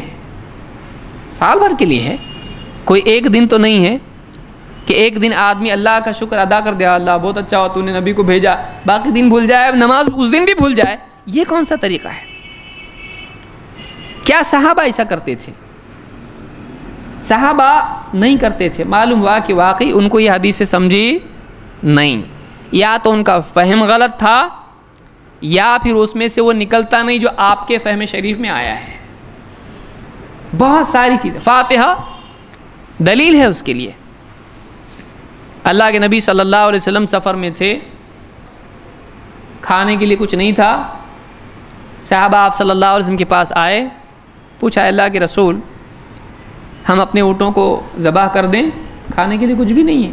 اپنی سواریوں کو ذبح کر دیں، اب اور بچا تو کچھ بھی نہیں۔ آپ نے کہا ٹھیک ہے، اگر لگتا ہے صحیح تو کرو، تم اگر مناسب سمجھو تو کرو۔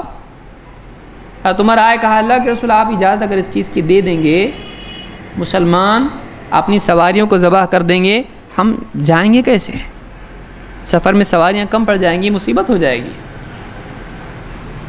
آپ ایسا کیجئے کہ سارے قافلے والے جتنے بھی ہیں ان کے پاس جو کچھ بچا کچا کھانا ہے، جو بھی ٹکڑا چھوٹا موٹا جو بھی ہے، جو بھی بچا کچا ہے، آپ سب کو جمع کیجئے اور آپ اللہ سے دعا کیجئے۔ آپ نے کہا ٹھیک ہے ایسا کرو۔ آپ مشورہ صحابہ کا مانتے تھے، اللہ کا حکم تھا آپ کو وَشَاوِرْهُمْ فِي الْأَمْرِ، ان سے مشورہ کیجئے۔ تو صحابہ اگر کوئی رائے دیتے تو آپ صلی اللہ علیہ وسلم یہ نہیں کہتے میں نبی ہوں تم نبی ہو کیا، نہیں، آپ مانتے تھے بات کو۔ ان کی کوئی بات ایسی ہے جو آپ کو صحیح لگے، آپ اس کو تسلیم کر لیتے تھے۔ آپ نے کہا ٹھیک ہے ایسا کرو، سارے قافلے میں سے سب کی روٹی کے ٹکڑے، یہ وہ جو بھی ہے، کھجوریں جو بھی تھا، لا کے ایک چمڑے کا دسترخوان بچھایا، وہ لوگ دسترخوان پر کھاتے تھے۔ دسترخوان لائے، بچھایا اس کے اوپر اور سارا لا کے اس پہ ڈال دیا۔ ایک دسترخوان پہ مشکل سے آ جاتا تھا، ایک آدمی کے دسترخوان پر آ گیا ہو۔ اب صحابی کہتے ہیں آپ نے اس پر جو کہنا تھا کہا، سامنے رکھا اس کو، آپ نے جو کہنا تھا کہا اور کہا اس کو اب برتنوں میں اپنے بھر لو۔ صحابہ نے جتنے لوگ سفر میں آپ کے ساتھ تھے قافلے میں، سب نے اپنے برتن بھرے، اور وہ جو تھوڑا تھوڑا تھا برتنوں میں بچا ہوا، اب جب بھرا گیا تو پورے برتن فل، اور سب کے برتن فل، اور جو رکھا ہوا تھا ویسے ہی باقی۔ کر لو، فاتحہ کی دلیل مل گئی۔ ادھر ادھر کیوں جاتے ہو؟ بخاری مسلم میں ہے، فاتحہ کی دلیل ہے، سامنے رکھے نا، دعا کیے نا، بڑھا نا، ہم کیا کر رہے ہیں پھر؟ اب آپ بتائیے کیا کریں گے؟ آپ آدمی کو ہارٹ اٹیک آ جائے گا، ہاں نا، ثابت ہوگا فاتحہ۔ جو زندگی بھر فاتحہ کا مخالف ہو تو پریشان ہو جائے گا، بھائی یہ واقعی فاتحہ ادھر کیسا کیا آ گیا، فاتحہ بخاری میں کیسے نکالا ہے؟ کیا اس میں فاتحہ نکلتا ہے؟ واقعی اگر وہ چیز فاتحہ تھی تو صحابی بتاتے فاتحہ پڑھے، سورہ فاتحہ پڑھے، 4 کل پڑھے، درود پڑھے، آگے پیچھے 11 11 اور جو بھی پڑھنا تھا پڑھے. بتایا کیا پڑھے؟ کیا اللہ کے نبی صلی اللہ علیہ وسلم نے جہراً اس کو پڑھا؟ نہیں، آپ نے سرن پڑھا. آپ نے اللہ سے دعا کی اور آپ نے بتایا نہیں. آپ کیا واقعی اگر وہ عمل امت کے لیے ہوتا تو کیا آپ چھپاتے؟ آپ ایسے اذکار جو انفرادی ہیں آپ جہراً بھی پڑھ لیا کرتے تھے تاکہ امت سیکھے ان کو، تاکہ لوگوں کو معلوم ہو کہ آپ کیا پڑھ رہے ہیں. ایک ایک آیت کبھی کبھی نماز میں زور سے پڑھ لیا کرتے تھے تاکہ لوگوں کو معلوم ہو جائے میں کون سی صورت پڑھ رہا ہوں، تاکہ اس نماز میں یہ صورت پڑھی جاتی لوگوں کو معلوم پڑے.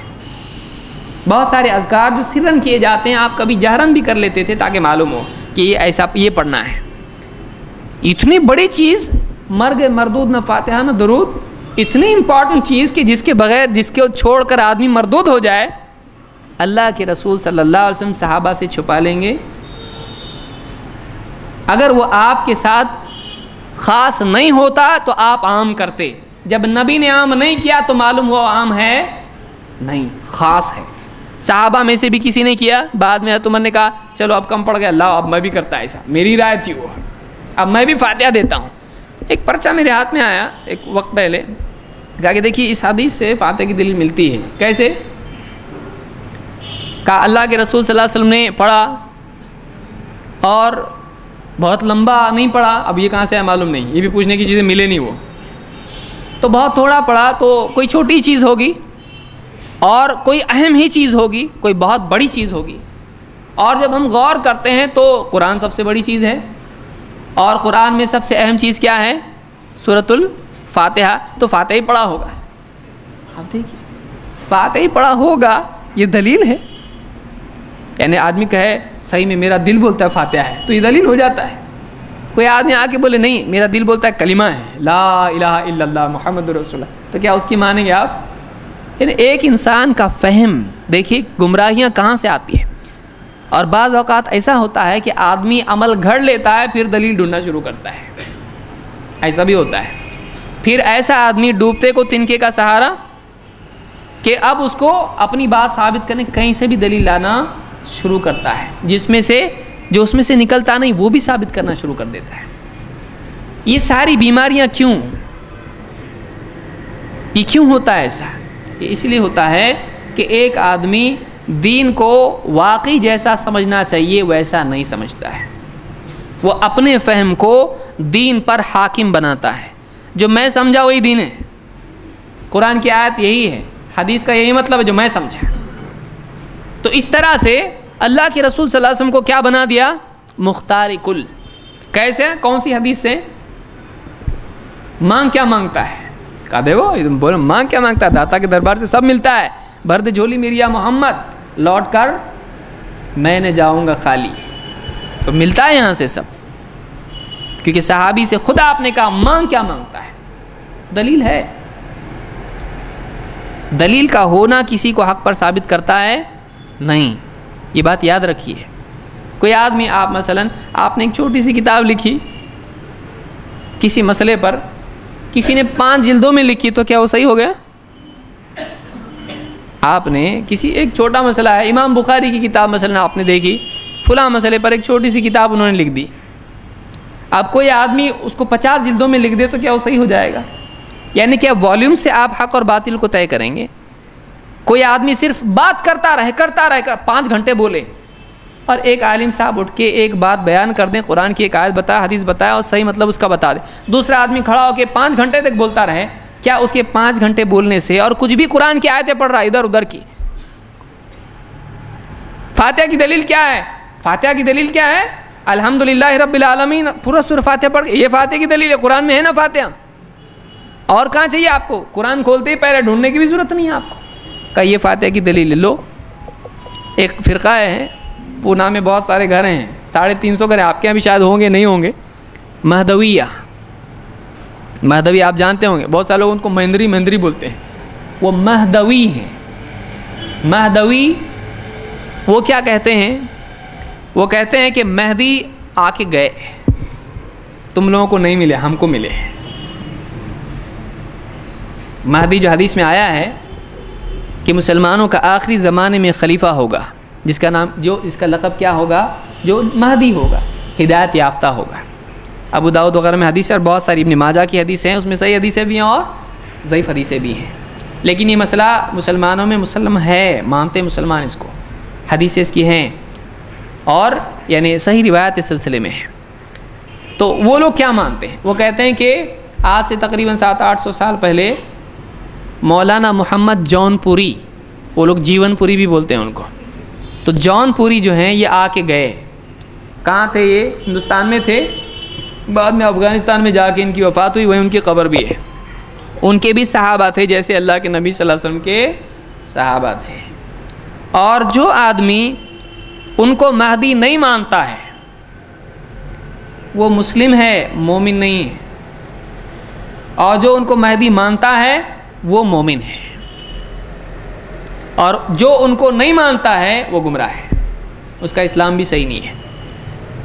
وہ کیا کہتے ہیں؟ دیکھیے یہ معلوم ہونا چاہیے اپنے کو، آپ کے یہاں بھی ہوں گے، ڈھونڈو ذرا آپ کو ملیں گے۔ عام طور سے ہمارے یہاں جو کیلے وغیرہ بیچتے ہیں، پھل بیچتے ہیں، وہ پھل والوں میں ہوتے ہیں وہ لوگ۔ کیسا کلمہ پڑھتے ہیں؟ لا الہ الا اللہ محمد الرسول اللہ القرآن والمہدی امامنا آمنا وصدقنا۔ لیجیے ایڈیشنل ایک سپورٹ بونس آپ کو کلمہ مل رہا ہے، یہ پڑھتے ہیں وہ لوگ۔ ذکر کرتے ہیں، کیسا ذکر کرتے ہیں؟ الا اللہ تو ہے، لا الہ ہو نہیں۔ آپ بولیں گے کیا ہے؟ نہ دھڑ عربی نہ دھڑ اردو، اور اس کا سٹرکچر بھی ایک دم یوگا کی طرح، یعنی لا الا اللہ تو ہے، الا اللہ سے کلمہ شروع ہوتا ہے، اور بعد میں کیا آ رہا ہے؟ لا الہ ہو نہیں۔ یہ ہے اس وقت میں لوگ 350 گھر ہمارے اپنی بستی میں ہیں، ایک گھر میں اگر آپ 5 آدمی پکڑو کتنے آدمی ہوتے ہیں؟ 10 آدمی پکڑو کتنے آدمی ہوتے ہیں؟ اتنے لوگ۔ احمد نگر میں آپ ڈھونڈیں گے آپ کو درگاہ دائرہ جہاں پہ علاقہ ہے، پوری ان کی بستیاں ہیں، وہ لوگ یہ مانتے ہیں۔ ایسے کئی فرقے ہیں، وجہ کیا؟ حدیث لے لی، انہوں کہتے کیا ہیں وہ لوگ دلیل لیتے ہیں شب قدر 27ویں رات، 27ویں شب، اس میں مرد عورت بچے سب مل کے اسی رات میں کیا کرتے ہیں؟ سب مل کے نماز پڑھتے ہیں 2 رکعت، اور اسی رات میں وہ لوگ عید منا لیتے ہیں، یا جو بھی تقریب کرنا ہے کر لیتے ہیں۔ دلیل کیا ہے؟ کہتے ہیں حدیث میں آیا ہے، اللہ کے نبی صلی اللہ علیہ وسلم نے 3 راتوں میں جمع کیا تھا کہ نہیں کیا تھا؟ آخری رات میں بیوی اور جتنے گھر والے اور مسلمانوں کو جمع کیا، سب کو جمع کر کے آپ نے نماز پڑھتی ہوئی، یہی ہے بولے، ہم لوگ بھی کرتے ہیں۔ اور اس عمل کی دلیل کیا ہے؟ قرآن میں اللہ نے فرمایا انا انزلناہ فی لیلۃ القدر۔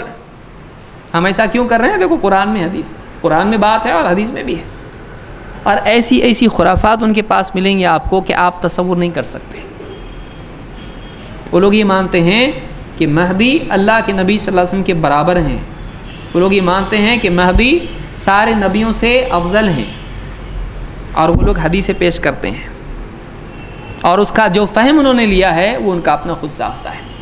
وہ کہتے ہیں کہ جو آدمی دنیا میں اللہ کو نہ دیکھے وہ مومن نہیں ہے، دنیا میں اللہ کو دیکھنا چاہیے۔ دلیل کیا ہے؟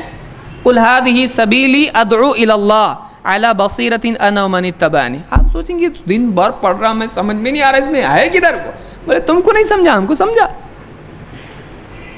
کیا آیت ہے؟ قل هذه سبیلی ادعو الی اللہ، اے نبی آپ کہیے یہ میرا راستہ ہے، میں اللہ کی طرف بلاتا ہوں، اللہ کے دیدار کی طرف بلاتا ہوں۔ علی بصیرۃ، آیا نا بصیرت دیکھنے کو بولتے ہیں، تو اللہ کے دیدار کی میں دعوت دیتا ہوں۔ انا ومن اتبعنی، میں بھی اور میری اتباع کرنے والے بھی۔ ثابت ہوا ایسے کہ اللہ کو دیکھا جا سکتا ہے دنیا میں، اور جو اللہ کو نہیں دیکھے وہ مومن نہیں۔ کیا عقیدہ ہے؟ خوارج نے دلیل لی، مرجئہ نے دلیل لی، من قال لا الہ الا اللہ دخل الجنہ، ہوا نا؟ دلیل ہے نا، جس نے لا الہ الا اللہ کہا جنت میں گیا، حدیث ہے، مسلم کی حدیث ہے، لیجئے۔ تو بولتے ہیں کہ ایمان کے لیے صرف قول کافی ہے، زبان سے اگر آدمی اقرار کر لے لا الہ الا اللہ کا، پھر زندگی میں اس کا عمل کتنا بھی اس کے خلاف ہو کچھ نہیں ہوتا ہے، زبان سے بول دیا بچ گیا، مرجئہ فرقہ ہے۔ معتزلہ کیا کہتے ہیں؟ قرآن کی آیت ہے، موسیٰ علیہ السلام سے اللہ نے کیا کہا؟ قال لن ترانی، تو مجھ کو نہیں دیکھ سکتا. کہتے لن ہے, نہیں دیکھ سکتا. معلوم ہوا اللہ کو دیکھ سکتے ہیں؟ نہیں دیکھ سکتے. وہ اس کے قائل ہیں کہ دنیا میں بھی نہیں اور آخرت میں بھی نہیں, جنت میں کوئی دیکھے گا ہی نہیں اللہ کو. وہ ساری حدیثیں ان کا کیا کریں گے؟ بولے قرآن میں ہے نا لن ترانی. پھر قرآن میں دوسری بھی تو آیت ہے, وجوہ یومئذ ناظرہ الی ربہا ناظرہ. چہرے اس وقت میں حشاش بشاش خوش ہوں گے.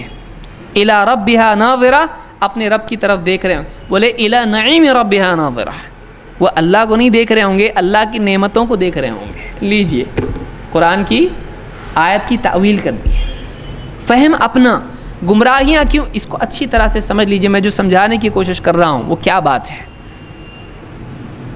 گمراہی قرآن بند کر کے رکھ دیا, ہم قرآن پہ نہیں چلیں گے, حدیث پہ نہیں چلیں گے. یہاں سے آتی ہے, یہاں سے بھی آتی ہے. ایسے بھی لوگ آپ کو ملیں گے کہ جو دنیاوی اعتبار سے بہت ایجوکیٹڈ ہوتے ہیں, پھر وہ لوگ قرآن کے جج بن جاتے ہیں, حدیث کے جج بن جاتے ہیں, بلکہ بعض اوقات اس کو چھوڑ دیتے ہیں. کہتے ہیں ہمارے دل میں جو آتا ہے ہم کرتے ہیں, ہم سیکولر ہیں, ہم پڑھے لکھے ہیں, ہم ایک دم لبرلسٹ ہیں. ایسے بھی لوگ ہوتے ہیں. لیکن ایسے بھی لوگ ہوتے ہیں, اور بڑا طبقہ ایسا ہوتا ہے جو قرآن کو لیتا ہے, حدیث کو لیتا ہے, اور پھر اپنے دل کی چکی چلاتا ہے اور آٹا پیستا ہے اور اس سے روٹی بنا کے کھاتا ہے. جو جی میں آئے اس کا مطلب لینا شروع کرتا ہے. اس کے لیے روکنے کے لیے آپ کے پاس کیا سولوشن ہے؟ سمجھ میں آئی بات؟ اس کو کیسے روکیں گے کہ قرآن و سنت کی باتوں کا صحیح مطلب کیا ہے؟ اور کوئی آدمی اگر اس کا غلط مطلب لے کے نکلتا ہے, اس کو روکنے کے لیے آپ کے پاس کیا ہے؟ اس کو کیسے بتائیں کہ غلط ہے؟ وہ کچھ بھی آیت لے سکتا ہے, کچھ بھی مطلب بتا سکتا ہے.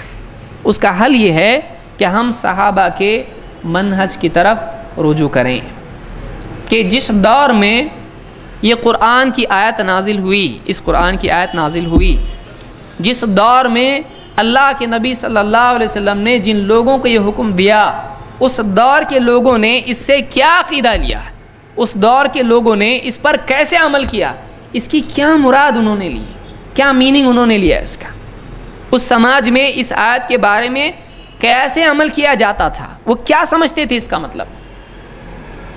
آج بہت سارے لوگوں نے کہا دیکھو اللہ کے رسول صلی اللہ علیہ وسلم عالم الغیب تھے. دلیل اتنا سارا بتایا نا, دجال آئے گا, یہ ہوگا, وہ ہوگا, بنی اسرائیل میں ایسا تھا ویسا تھا, سب بتا دیا. دلیل حدیث سے دی کہ آپ کھڑے ہوئے منبر پر اور قیامت تک جو بھی ہونے والا تھا سب کا سب, چھوٹی بڑی چیز آپ نے کوئی چیز چھوڑی نہیں, سب کچھ بتا دیا. کہا دیکھو سب کچھ بتا دیا کا مطلب آپ کو سب کچھ معلوم تھا, آپ عالم الغیب تھے. ہاں آپ کا علم جو غیب کا تھا وہ ذاتی نہیں تھا, عطائی تھا, تو یہ شرک نہیں ہوا. ذاتی مانیں گے تو شرک ہوگا. عطائی اللہ کسی کو دے تو شرک ہوتا ہے. مال تم کو اللہ نے دیا, شرک ہو گیا. اللہ مالک ہے نا ساری چیزوں کا, مالک الملک. پھر اس میں کیا ہے, تؤتی الملک من تشاء, جس کو چاہتا ہے حکومت دیتا ہے. تو پھر اللہ جس کو چاہے دے. اب علم اللہ کے پاس ہے, اللہ نے نبی کو دے دیا, اللہ چاہے تو تم روک سکتے کیا اس کو؟ بنا لیا عقیدہ کہ اللہ کیا ہے, اللہ کے ساتھ اللہ کے نبی صلی اللہ علیہ وسلم عالم الغیب ہیں, اور اللہ تعالیٰ کا علم ذاتی ہے اور آپ کا کیسا ہے, عطائی ہے. عقیدہ بنایا, کس سے بنایا؟ حدیث سے. اگر وہ دیکھتے حضرت عائشہ کا قول سنتے جو صحیح مسلم میں ہے اور بھی کتابوں میں ہے کہ جو آدمی یہ کہتا ہے کہ اللہ کے رسول صلی اللہ علیہ وسلم کل کیا ہوگا جانتے, قیامت تک کا چھوڑو آپ, کل کیا ہوگا جانتے ہیں, اس نے اللہ پر بہت بڑا جھوٹ باندھا. حضرت عائشہ کا قول اگر پڑھ لے مسئلہ ختم ہو جاتا. آپ کہیں گے آیات بھی تو ہیں, حدیثیں بھی تو ہیں, وہ اس کی تعویل کرتے ہیں. لیکن ہم یہ کہیں گے جیسے آپ بتائیں کہ دیکھو قرآن میں اللہ نے کہا ما کنت تدری ما الکتاب ولا الایمان ولکن جعلناہ نورا, اے نبی آپ کو معلوم نہیں تھا کتاب کیا ہے, ایمان کیا ہے, آپ کو نہیں معلوم تھا. تو دیکھو قرآن سے ثابت ہوا نا آپ کو نہیں معلوم تھا. وہ کہتے صحیح ہے, معلوم نہیں تھا لیکن بعد میں دیا نا اللہ نے. پہلے معلوم نہیں تھا, اللہ نے بعد میں آپ کو علم دیا. یہ آیت آپ کو علم دیے جانے سے پہلے کی ہے. اب آپ کیا بولیں گے؟ ایسا بھی ہو سکتا ہے نا, اور اس کے لیے دلیلیں بھی دیں گے. کیا آپ نے پہلے ایک بات کہی تھی, بعد میں اس کے بعد کہا کہ ایسا نہیں ایسا ہے, تو آپ نے کوئی بات کہی بعد میں اس کے بعد بتایا بھی, تو آپ کو اللہ نے علم دیا نا کچھ چیزوں کا جو آپ کو نہیں تھا. روح کے بارے میں آپ کو معلوم تھا نہیں, ذوالقرنین کے بارے میں, اصحاب کہف کے بارے میں نہیں معلوم تھا آپ کو, بعد میں اللہ نے بتایا. تو جس دور میں آپ نے کہا مجھ کو نہیں معلوم, اس کے بعد آپ کو اللہ نے علم دیا. یہ علم دینے کی بعد والی چیز ہے, اور نہیں معلوم ہونا پہلے کا ہے. اب کیا کہیں گے آپ؟ ہم یہ کہیں گے حضرت عائشہ وفات کے بعد بول رہی ہے نا. حضرت عائشہ رضی اللہ تعالیٰ کا جملہ کب کا ہے؟ آپ کی وفات سے پہلے کا یا بعد کا ہے؟ بعد میں تابعین آپ سے پوچھ رہے ہیں. تو حضرت عائشہ فرما رہی ہیں کہ جو یہ کہے, انہوں نے تو یہ بھی کہا کہ تو نے ایسا سوال پوچھا ہے کہ میرے رونگٹے کھڑے ہو گئے. کہ جو آدمی, 3 باتیں انہوں نے کہیں, 3 باتیں کہیں. ایک, جو آدمی کہے کہ اللہ کے نبی صلی اللہ علیہ وسلم نے اللہ کی کتاب میں سے کچھ چھپا لیا, اس نے اللہ پر جھوٹ باندھا. جو آدمی کہتا ہے کہ اللہ کے نبی صلی اللہ علیہ وسلم نے اللہ کو دیکھا, اس نے اللہ پر جھوٹ باندھا.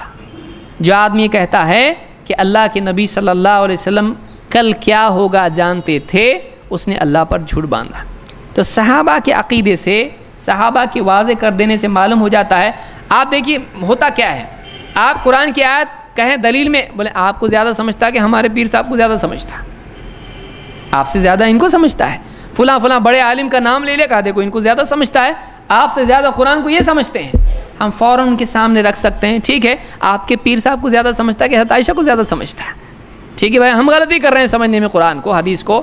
حضرت عائشہ غلطی کر رہی ہیں, تو آپ کے پیر صاحب کا, آپ کے عالم, آپ کے مفتی کا عقیدہ اور اس کا فہم, اس کے بالمقابل حضرت عائشہ رضی اللہ تعالیٰ کا فہم, آپ دونوں میں سے کس کو لوگے؟ ہم صحابہ کا فہم لیتے ہیں. ان کا فہم لیتے ہیں جن پر اللہ کے نبی صلی اللہ علیہ وسلم کو اعتماد تھا. تو یہ صحابہ کے سلسلے میں بہت اہم بات ہے.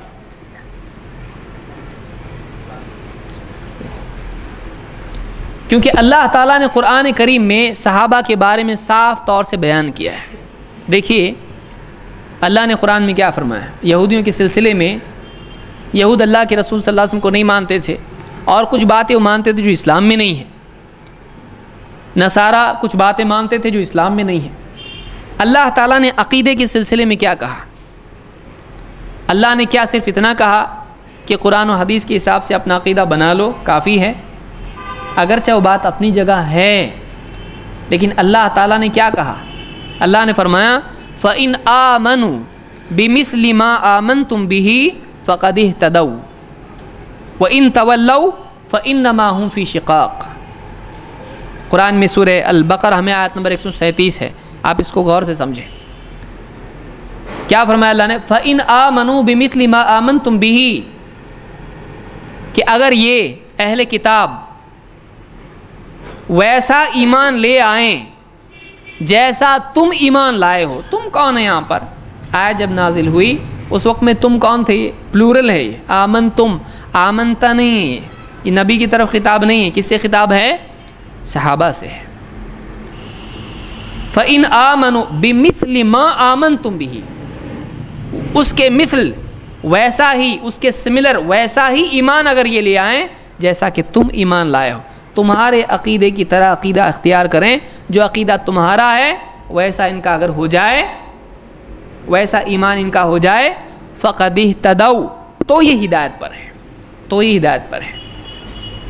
معلوم ہوا کہ ایک آدمی اس وقت تک ہدایت پر نہیں ہو سکتا ہے جب تک کہ اس کا عقیدہ صحابہ کے عقیدے کے مطابق نہ ہو, چاہے وہ یہودی ہو. اب کوئی آدمی کہے یہودیوں کے لیے, اچھا یعنی یہودیوں کا عقیدہ صحابہ کی طرح ہونا چاہیے, مسلمان کا نہیں ہونا چاہیے, مسلمان کا یہودیوں کی طرح ہونا چاہیے.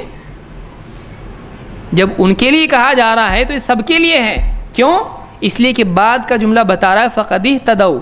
معلوم ہوا کہ ہدایت پر ہونے کے لیے, ہدایت والا ہونے کے لیے اهْدِنَا الصِّرَاطَ الْمُسْتَقِيمَ, اهْدِنَا الصِّرَاطَ الْمُسْتَقِيمَ جو اللہ نے کہا, آگے کیا بیان کیا؟ صِرَاطَ الَّذِينَ انعمت علیہم.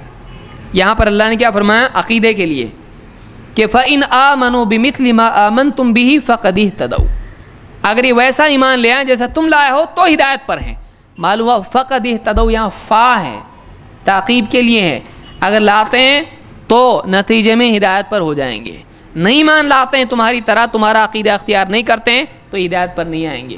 معلوم ہوا کہ اگر کسی انسان کو دیکھیے ہم نماز میں مانگ رہے ہیں، ہم قرآن پڑھتے ہیں، ابتدا کر رہے ہیں، مانگ رہے ہیں اللہ سے اہدنا الصراط المستقیم. ہدایت اللہ سے صرف دعا مانگ کے نہیں چلے گا، بلکہ ہدایت کے لیے اسباب بھی اختیار کرنے پڑیں گے، ہے کہ نہیں؟ ایک آدمی ہے بغیر نکاح کے اللہ سے اولاد مانگے چلتا کہ مریم ہے یہ. ایک آدمی نکاح نہیں کر رہا ہے اور اسباب بھی تو اختیار کرنے پڑیں گے. یہ قاعدہ ہے. آپ یہ سوچو گے کہ نہیں اللہ چاہے تو دے سکتا، اللہ چاہے تو دے سکتا ہے، لیکن اللہ کے نبی صلی اللہ علیہ وسلم کے پاس صحابی آیا اور کہا اے اللہ کے رسول میں اپنے اونٹ کو باندھ کے اللہ پہ بھروسہ کروں، چھوڑ دوں بھروسہ کروں؟ حفاظت کرنے والا کون ہے؟ اللہ ہے. تو باندھنے کا محتاج ہے کہ اللہ؟ تو میں چھوڑا تو بھی حفاظت ہوگی، نہیں چھوڑا تو بھی حفاظت ہوگی. اللہ پہ بھروسہ کرو، اللہ بھروسے کو قائم رکھتا ہے. تو باندھ کے کروں کہ چھوڑ کے کروں؟ آپ نے کہا اونٹ کو باندھ، اعقلها وتوکل، اس کو باندھ اچھی طرح سے اور پھر اللہ پر بھروسہ کر. یعنی دونوں چیزوں کو ساتھ ساتھ کیا جائے.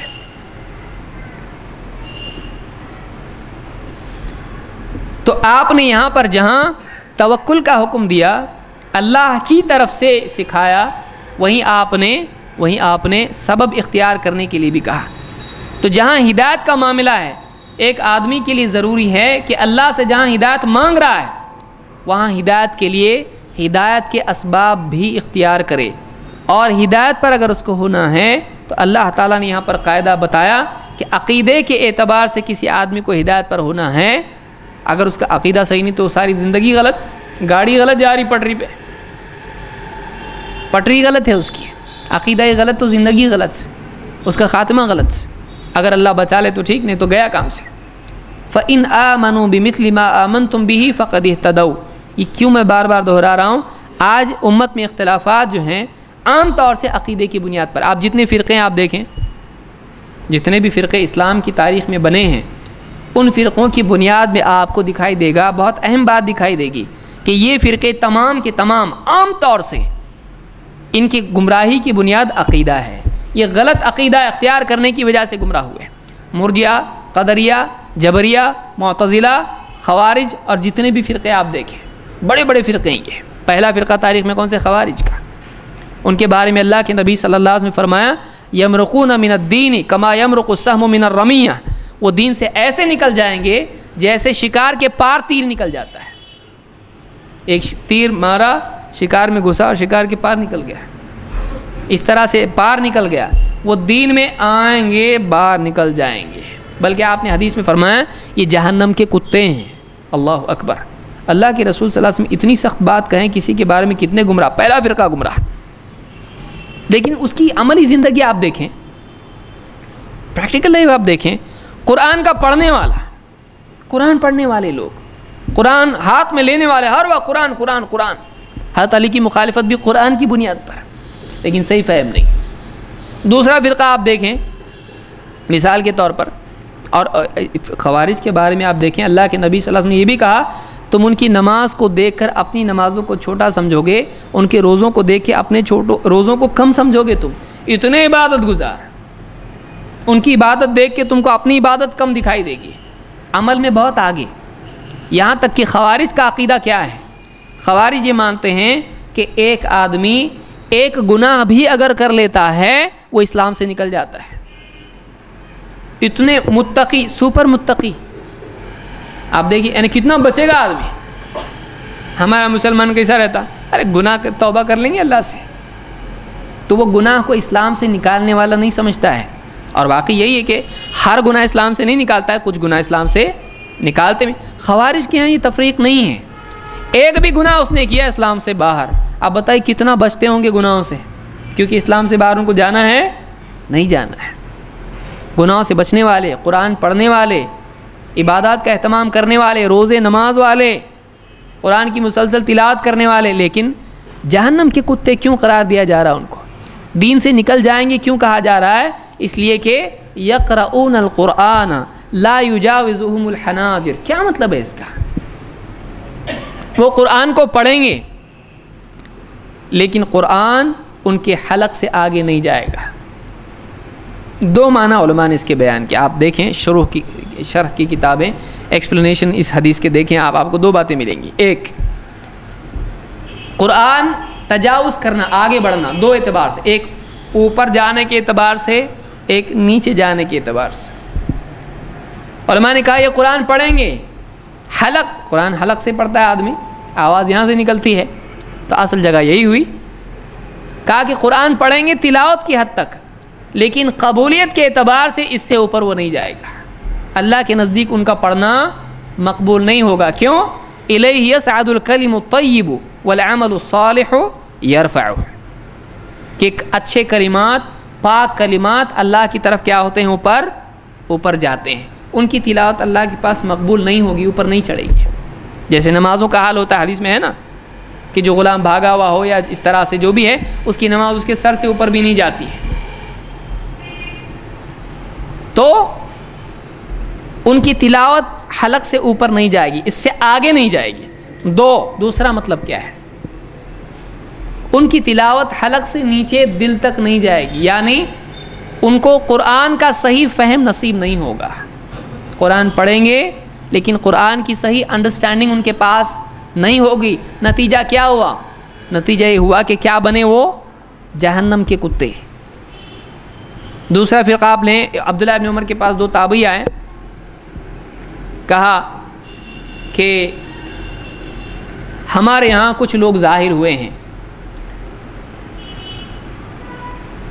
ہمارے ہاں کچھ ایسے لوگ ظاہر ہوئے ہیں کہ جو یقرؤون القرآن، وہ قرآن پڑھتے ہیں، ویتقفرون العلم، اور امام نووی نے دونوں جگہ یتفقرون العلم بھی ممکن ہے، دونوں طرح سے روایت آئی ہے کہ قرآن پڑھتے ہیں اور علم کی جستجو میں لگے رہتے ہیں، لیکن کیا بولتے ہیں؟ لیکن وہ کہتے ہیں اللہ قدر وان الامر انف، وہ کہتے تقدیر وقدیر کوئی چیز نہیں ہوتی ہے، اور وان الامر انف، چیزیں یوں ہی ہو جاتی ہیں، یعنی تقدیر میں وہ نہیں ہے، اللہ کے یہاں پہلے سے لکھی ہوئی اللہ کی مرضی، اس میں یوں تو کچھ نہیں، چیزیں ایسی ہو جاتی ہیں، تقدیر کو نہیں مانتے ہیں۔ تو تقدیر کو نہیں مانتے لیکن کیا کرتے ہیں؟ دو چیزیں بیان کی ان کی، نمبر ایک قرآن کو پڑھتے ہیں اور علم کی تلاش میں لگے رہتے ہیں، معلوم ہے اس کے باوجود آدمی گمراہ ہو سکتا ہے۔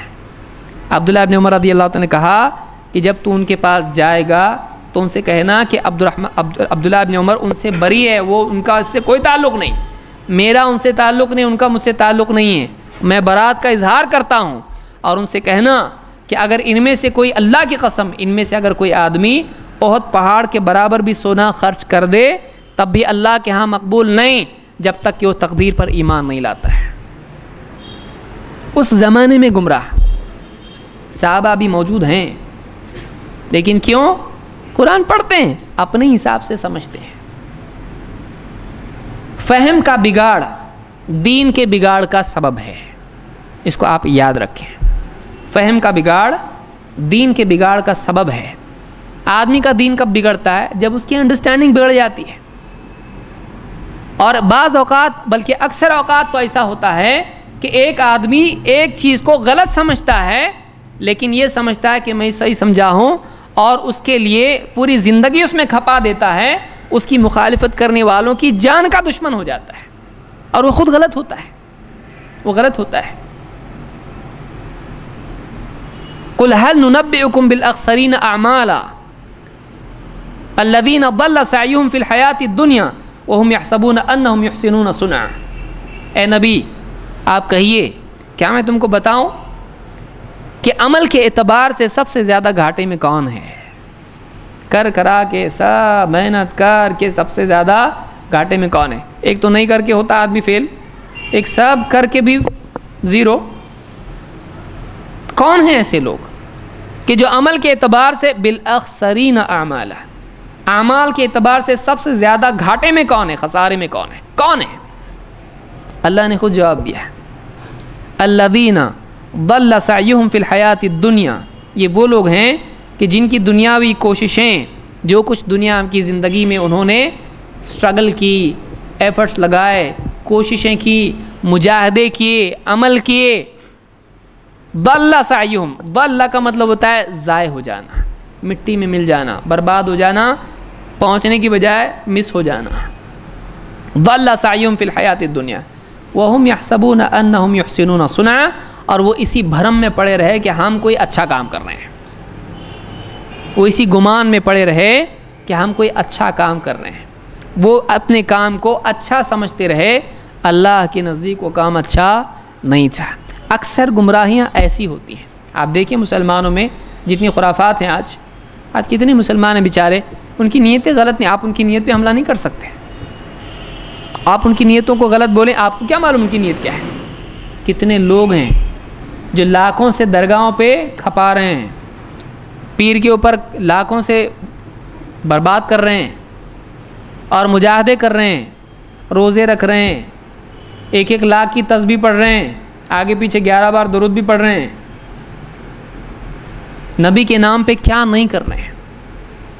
کتنے لوگ ہیں یہاں سے سلاخ گھساتے ہیں، یہاں سے نکالتے ہیں، مجاہدہ کوئی کرے گا آدمی اسے؟ کر رہا ہے بیچارہ، یہ سمجھ کے کر رہا ہے میری نجات اس میں ہے۔ کتنے لوگ ہیں بغیر چپل کے اتنے لمبے لمبے سفر کر کے درگاہوں پہ جا رہے ہیں، کتنے لوگ ہیں کیا نہیں کر رہے ہیں، راتوں کو اٹھ کے حق ہو کر رہے ہیں۔ بازو والا بیچارہ سو رہا ہے، یہ اٹھ کے کر رہا ہے، رات میں سالوں سے کر رہا ہے، جب سے جوان ہوا تب سے پیر صاحب نے 13 تسبیح دی ہے اس کو، جو کر رہا ہے تو کر رہا ہے روز کرتا ہے، ایک بھی دن چھوٹتا ہے، چھوٹ گئی تو ایک دم غمگین ہو جاتا ہے، اس کا کفارہ ڈبل اگلے دن کرتا ہے۔ سال کتنے عمل ہے، سال میں رات آ رہی ہے 100 رکعت نماز پڑھ رہا ہے،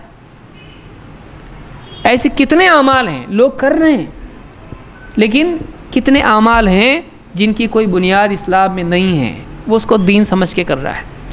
وجہ کیا ہوئی؟ عمل برباد، کیوں؟ غلط چیز کو صحیح سمجھا ہے۔ کیوں ایسا ہوا؟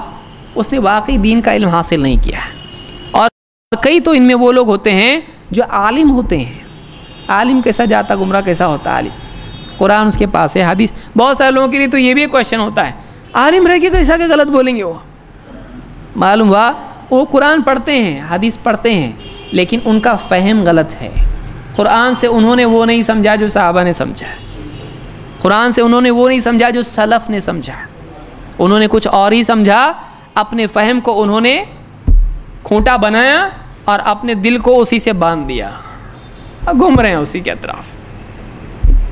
یہ گمراہی ہے۔ اس لیے ایک بہت اہم بات جو آج کی اس خطاب میں نے آپ کو سمجھانے کی کوشش کی، اللہ مجھ کو اور آپ کو سب کو سمجھنے کی توفیق عطا فرمائے، وہ یہ کہ گمراہی عام طور سے جو آتی ہے وہ متن کے نہ ہونے سے نہیں ہوتی ہے۔ کسی کے پاس قرآن ہی نہیں اور گمراہ ہو گیا، ہوتا ہے ایسا بھی، لیکن زیادہ ڈینجر گمراہی کون سی ہوتی ہے؟ اس کے پاس قرآن ہے اور گمراہ ہوا، اس کے پاس حدیث ہے اور گمراہ ہو گیا۔ اور آج دوسرے جتنے بھی فرقے ہیں آپ دیکھیں ان کے پاس ہے، لیکن کیا ان کے پاس نہیں ہے؟ ان کے پاس اس کا صحیح فہم نہیں ہے، انہوں نے اس سے وہ بات نہیں سمجھی جو واقعی سمجھنی چاہیے تھی۔ تو اصل مدار ہوتا ہے فہم پر، فہم کا مطلب ہوتا ہے انڈرسٹینڈنگ، سمجھ۔ صحیح سمجھے گا نہیں تو آدمی غلط عمل کرے گا، غلط مانے گا۔ آپ اپنی زندگی میں دیکھیں، آپ کی بات اگر کوئی آدمی غلط سمجھا، آپ کے مذاق کو سیریسلی لے لیا، آپ کو دشمن ہو جائے گا۔ ارے آپ جا کے کیا، ارے میں نے کچھ اور بولا، تو نے سمجھا نہیں میں نے کیا بولا۔ اچھا، آپ کا متن اس کے پاس ہے، لیکن اس نے کیا کیا؟ آپ کی بات کو صحیح۔ انسانوں کے کلام میں ہوتا ہے ایسا، جو اپنی زبان میں بولا جاتا ہے وہ عربی میں، اس کو عربی آتی نہیں، وہ بھی کیسا تیسا 8 سال میں سیکھا بیچارہ اپنا، گرتے پڑتے، کتنی چھٹیاں کیا، کتنا سویا، کیا کیا۔ اور پڑھانے والے نور علی نور جیسے بھی تھے، اللہ ان سب کو ہدایت دے۔ اس کے بعد جب وہاں سے نکلا ہے، کیا سمجھتا اس کو؟ کیا بتا رہا وہ؟ کیا سمجھ رہا ہے؟ تو یہ سارا معاملہ کیوں ہوتا ہے؟ اس لیے کہ واقعی جہاں سے علم لینا چاہیے وہاں سے آدمی علم نہیں لیتا ہے۔ جیسے میں نے آیت پیش کی کہ فَإِنْ آمَنُوا بِمِثْلِ مَا آمَنْتُمْ بِهِ فَقَدِ اهْتَدَوْا، اگر یہ ویسا ایمان لے آئیں جیسا اے ایمان والو صحابہ تم ایمان لائے ہو تو یہ ہدایت پر ہیں۔ فَإِنْ تَوَلَّوْا، اور اگر یہ پیٹ پھیر کے مڑ کے نکل جاتے ہیں، پیٹ پھیر کے چلے جاتے ہیں، فَإِنْ تَوَلَّوْا، قبول نہیں کرتے ہیں، پیٹ دکھا کے واپس نکل جاتے ہیں، انکار کر دیتے ہیں، فَإِنَّمَا هُمْ فِي شِقَاقٍ، تو یہ گمراہی پر ہیں۔ شقاق کے معنی کیا ہیں؟ جو راستہ صحیح ہے اس کو چھوڑ کے دوسرا راستہ اختیار کرنا، شق کس کو کہتے ہیں؟ شقاق ٹکڑے کو کہتے ہیں، ایک چیز کے دو ٹکڑے کر دیے جائیں۔ دراڑ کو کہتے ہیں، ایک ادھر ایک ادھر، جس میں دو جانبین ہو جائے۔ وَمَن يُشَاقِقِ الرَّسُولَ، تو رسول ادھر، یہ ادھر، تو فَإِنَّمَا هُمْ فِي شِقَاقٍ، تو یہ اب یہ ہدایت پر ہیں، یہ واقعی اللہ کی مقرب ہیں، اب یہ اگر نہیں مانتے ہیں تو یہ دوسری طرف ہیں، یہ گمراہی کی طرف، یہ ہدایت پر نہیں، یہ گمراہی میں ہے۔ فَمَاذَا بَعْدَ الْحَقِّ إِلَّا الضَّلَالُ، حق کے بعد کیا ہوتا ہے؟ حق کے سوا اگر کچھ ہے تو کیا ہے؟ سیکنڈ حق نہیں، حق کے سوا اگر کچھ ہے تو کیا ہے؟ ضلال ہے، گمراہی ہے۔ تو آج کے دور میں ایک بہت اہم چیز یہ ہے کہ ہم قرآن و سنت کا علم حاصل کریں، لیکن اس میں ایک اہم چیز یہ یاد رکھیں کہ ہم اس کو سلف کے فہم کے مطابق لیں۔ اور سلف کون ہیں؟ سلف ہیں صحابہ، تابعین اور تبع تابعین۔ اس میں ایک نقطہ سمجھانا میں ضروری سمجھتا ہوں اختصاراً، کہ کوئی آدمی بولے گا پھر ان میں اختلاف بھی تو ہوتا ہے۔ دیکھیے، ہم جب کہتے ہیں کہ صحابہ کے فہم کی اتباع کرنا، تو اس میں یہ مطلب ہوتا ہے کہ جس چیز میں سلف میں اختلاف نہ ہو، ان کا مجموعی فہم، اگر کسی چیز میں انہی میں اختلاف ہو جائے تو پھر اس میں حکم کیا ہے اللہ کی طرف سے؟ فَإِن تَنَازَعْتُمْ فِي شَيْءٍ فَرُدُّوهُ إِلَى اللَّهِ وَرَسُولِهِ، اگر کسی چیز میں تم میں اختلاف ہو جائے تو اس معاملے کو کہاں لوٹاؤ؟ اللہ اور اس کے رسول کی طرف۔ تو جس کی بات کتاب و سنت کے مطابق ہو اس کی بات لی جائے گی، غیر جانبدارانہ ہو کر اسی کی جانبداری کی جائے گی جس کی بات کتاب و سنت سے مدلل ہو۔ لیکن اگر اختلاف نہیں ہے تو وہ امت پر حجت ہے۔ اسی لیے اس کی اور بھی دلیلیں ہیں جس کے لیے اتنا وقت ہمارے پاس نہیں ہے، جس میں ایک مثال کے طور پر یعنی قرآن کی آیت اور حدیث بھی ہے، اللہ کے نبی صلی اللہ علیہ وسلم کی حدیث بتا دیتا ہوں۔ آپ نے فرمایا میری امت 73 فرقوں میں بٹ جائے گی، سب کے سب جہنم میں جائیں گے سوائے ایک کے۔ صحابہ نے پوچھا کہ وہ ایک کون ہوں گے؟ آپ نے کہا ما انا علیہ و اصحابی، وہ لوگ، وہ فرقہ، وہ جماعت جو اس راستے پر، اس نہج پر، اس طریق پر، اس سبیل پر ہو جس پر میں اور میرے صحابہ ہیں۔ تو یہاں پر آپ نے صرف یہ نہیں کہا جو اس راستے پر جس پر میں ہوں، آپ نے کیا کہا؟ جس پر میں اور میرے صحابہ ہیں۔ تو آپ نے یہاں پر صحابہ کو بھی ذکر کیا، اور بھی اس کی مثالیں دی جاتی ہیں، دی جا سکتی ہیں، اہل علم کے خطابات میں آپ اس کو سن سکتے ہیں۔ لیکن پوری میری گفتگو کا خلاصہ کیا ہے؟ وہ یہ کہ عام طور سے گمراہیاں متن کے غلط انٹرپریٹیشن سے، غلط توجیہ، غلط تفسیر، غلط تشریح، غلط فہم، غلط سمجھ کی وجہ سے ہوتی ہیں۔ اس لیے اس سے بچنے کے لیے ضروری ہے کہ آدمی اپنے فہم کو سلف کے فہم کا تابع کرے۔ سلف کون؟ جو اہل حق ہم سے پہلے گزرے ہیں۔ اس کو تقلید نہیں کہتے ہیں، تقلید کسی ایک ہی کو پکڑ کے اس کے پیچھے جانا ہے، اس کے ہم قائل نہیں ہیں۔ سلف سے مراد سارے سلف جس راستے پر چلے ہیں اس پر چلنا، جیسے کہ قرآن میں ہم کو اللہ نے سکھایا اہدنا الصراط المستقیم صراط الذین انعمت علیہم، تو جس پر اہل حق چلے ہیں اسی منہج کو، اسی اصول کو اختیار کر کے ہم کو چلنا ہے۔ اللہ تعالیٰ اس کی ہم کو سمجھ عطا فرمائیں۔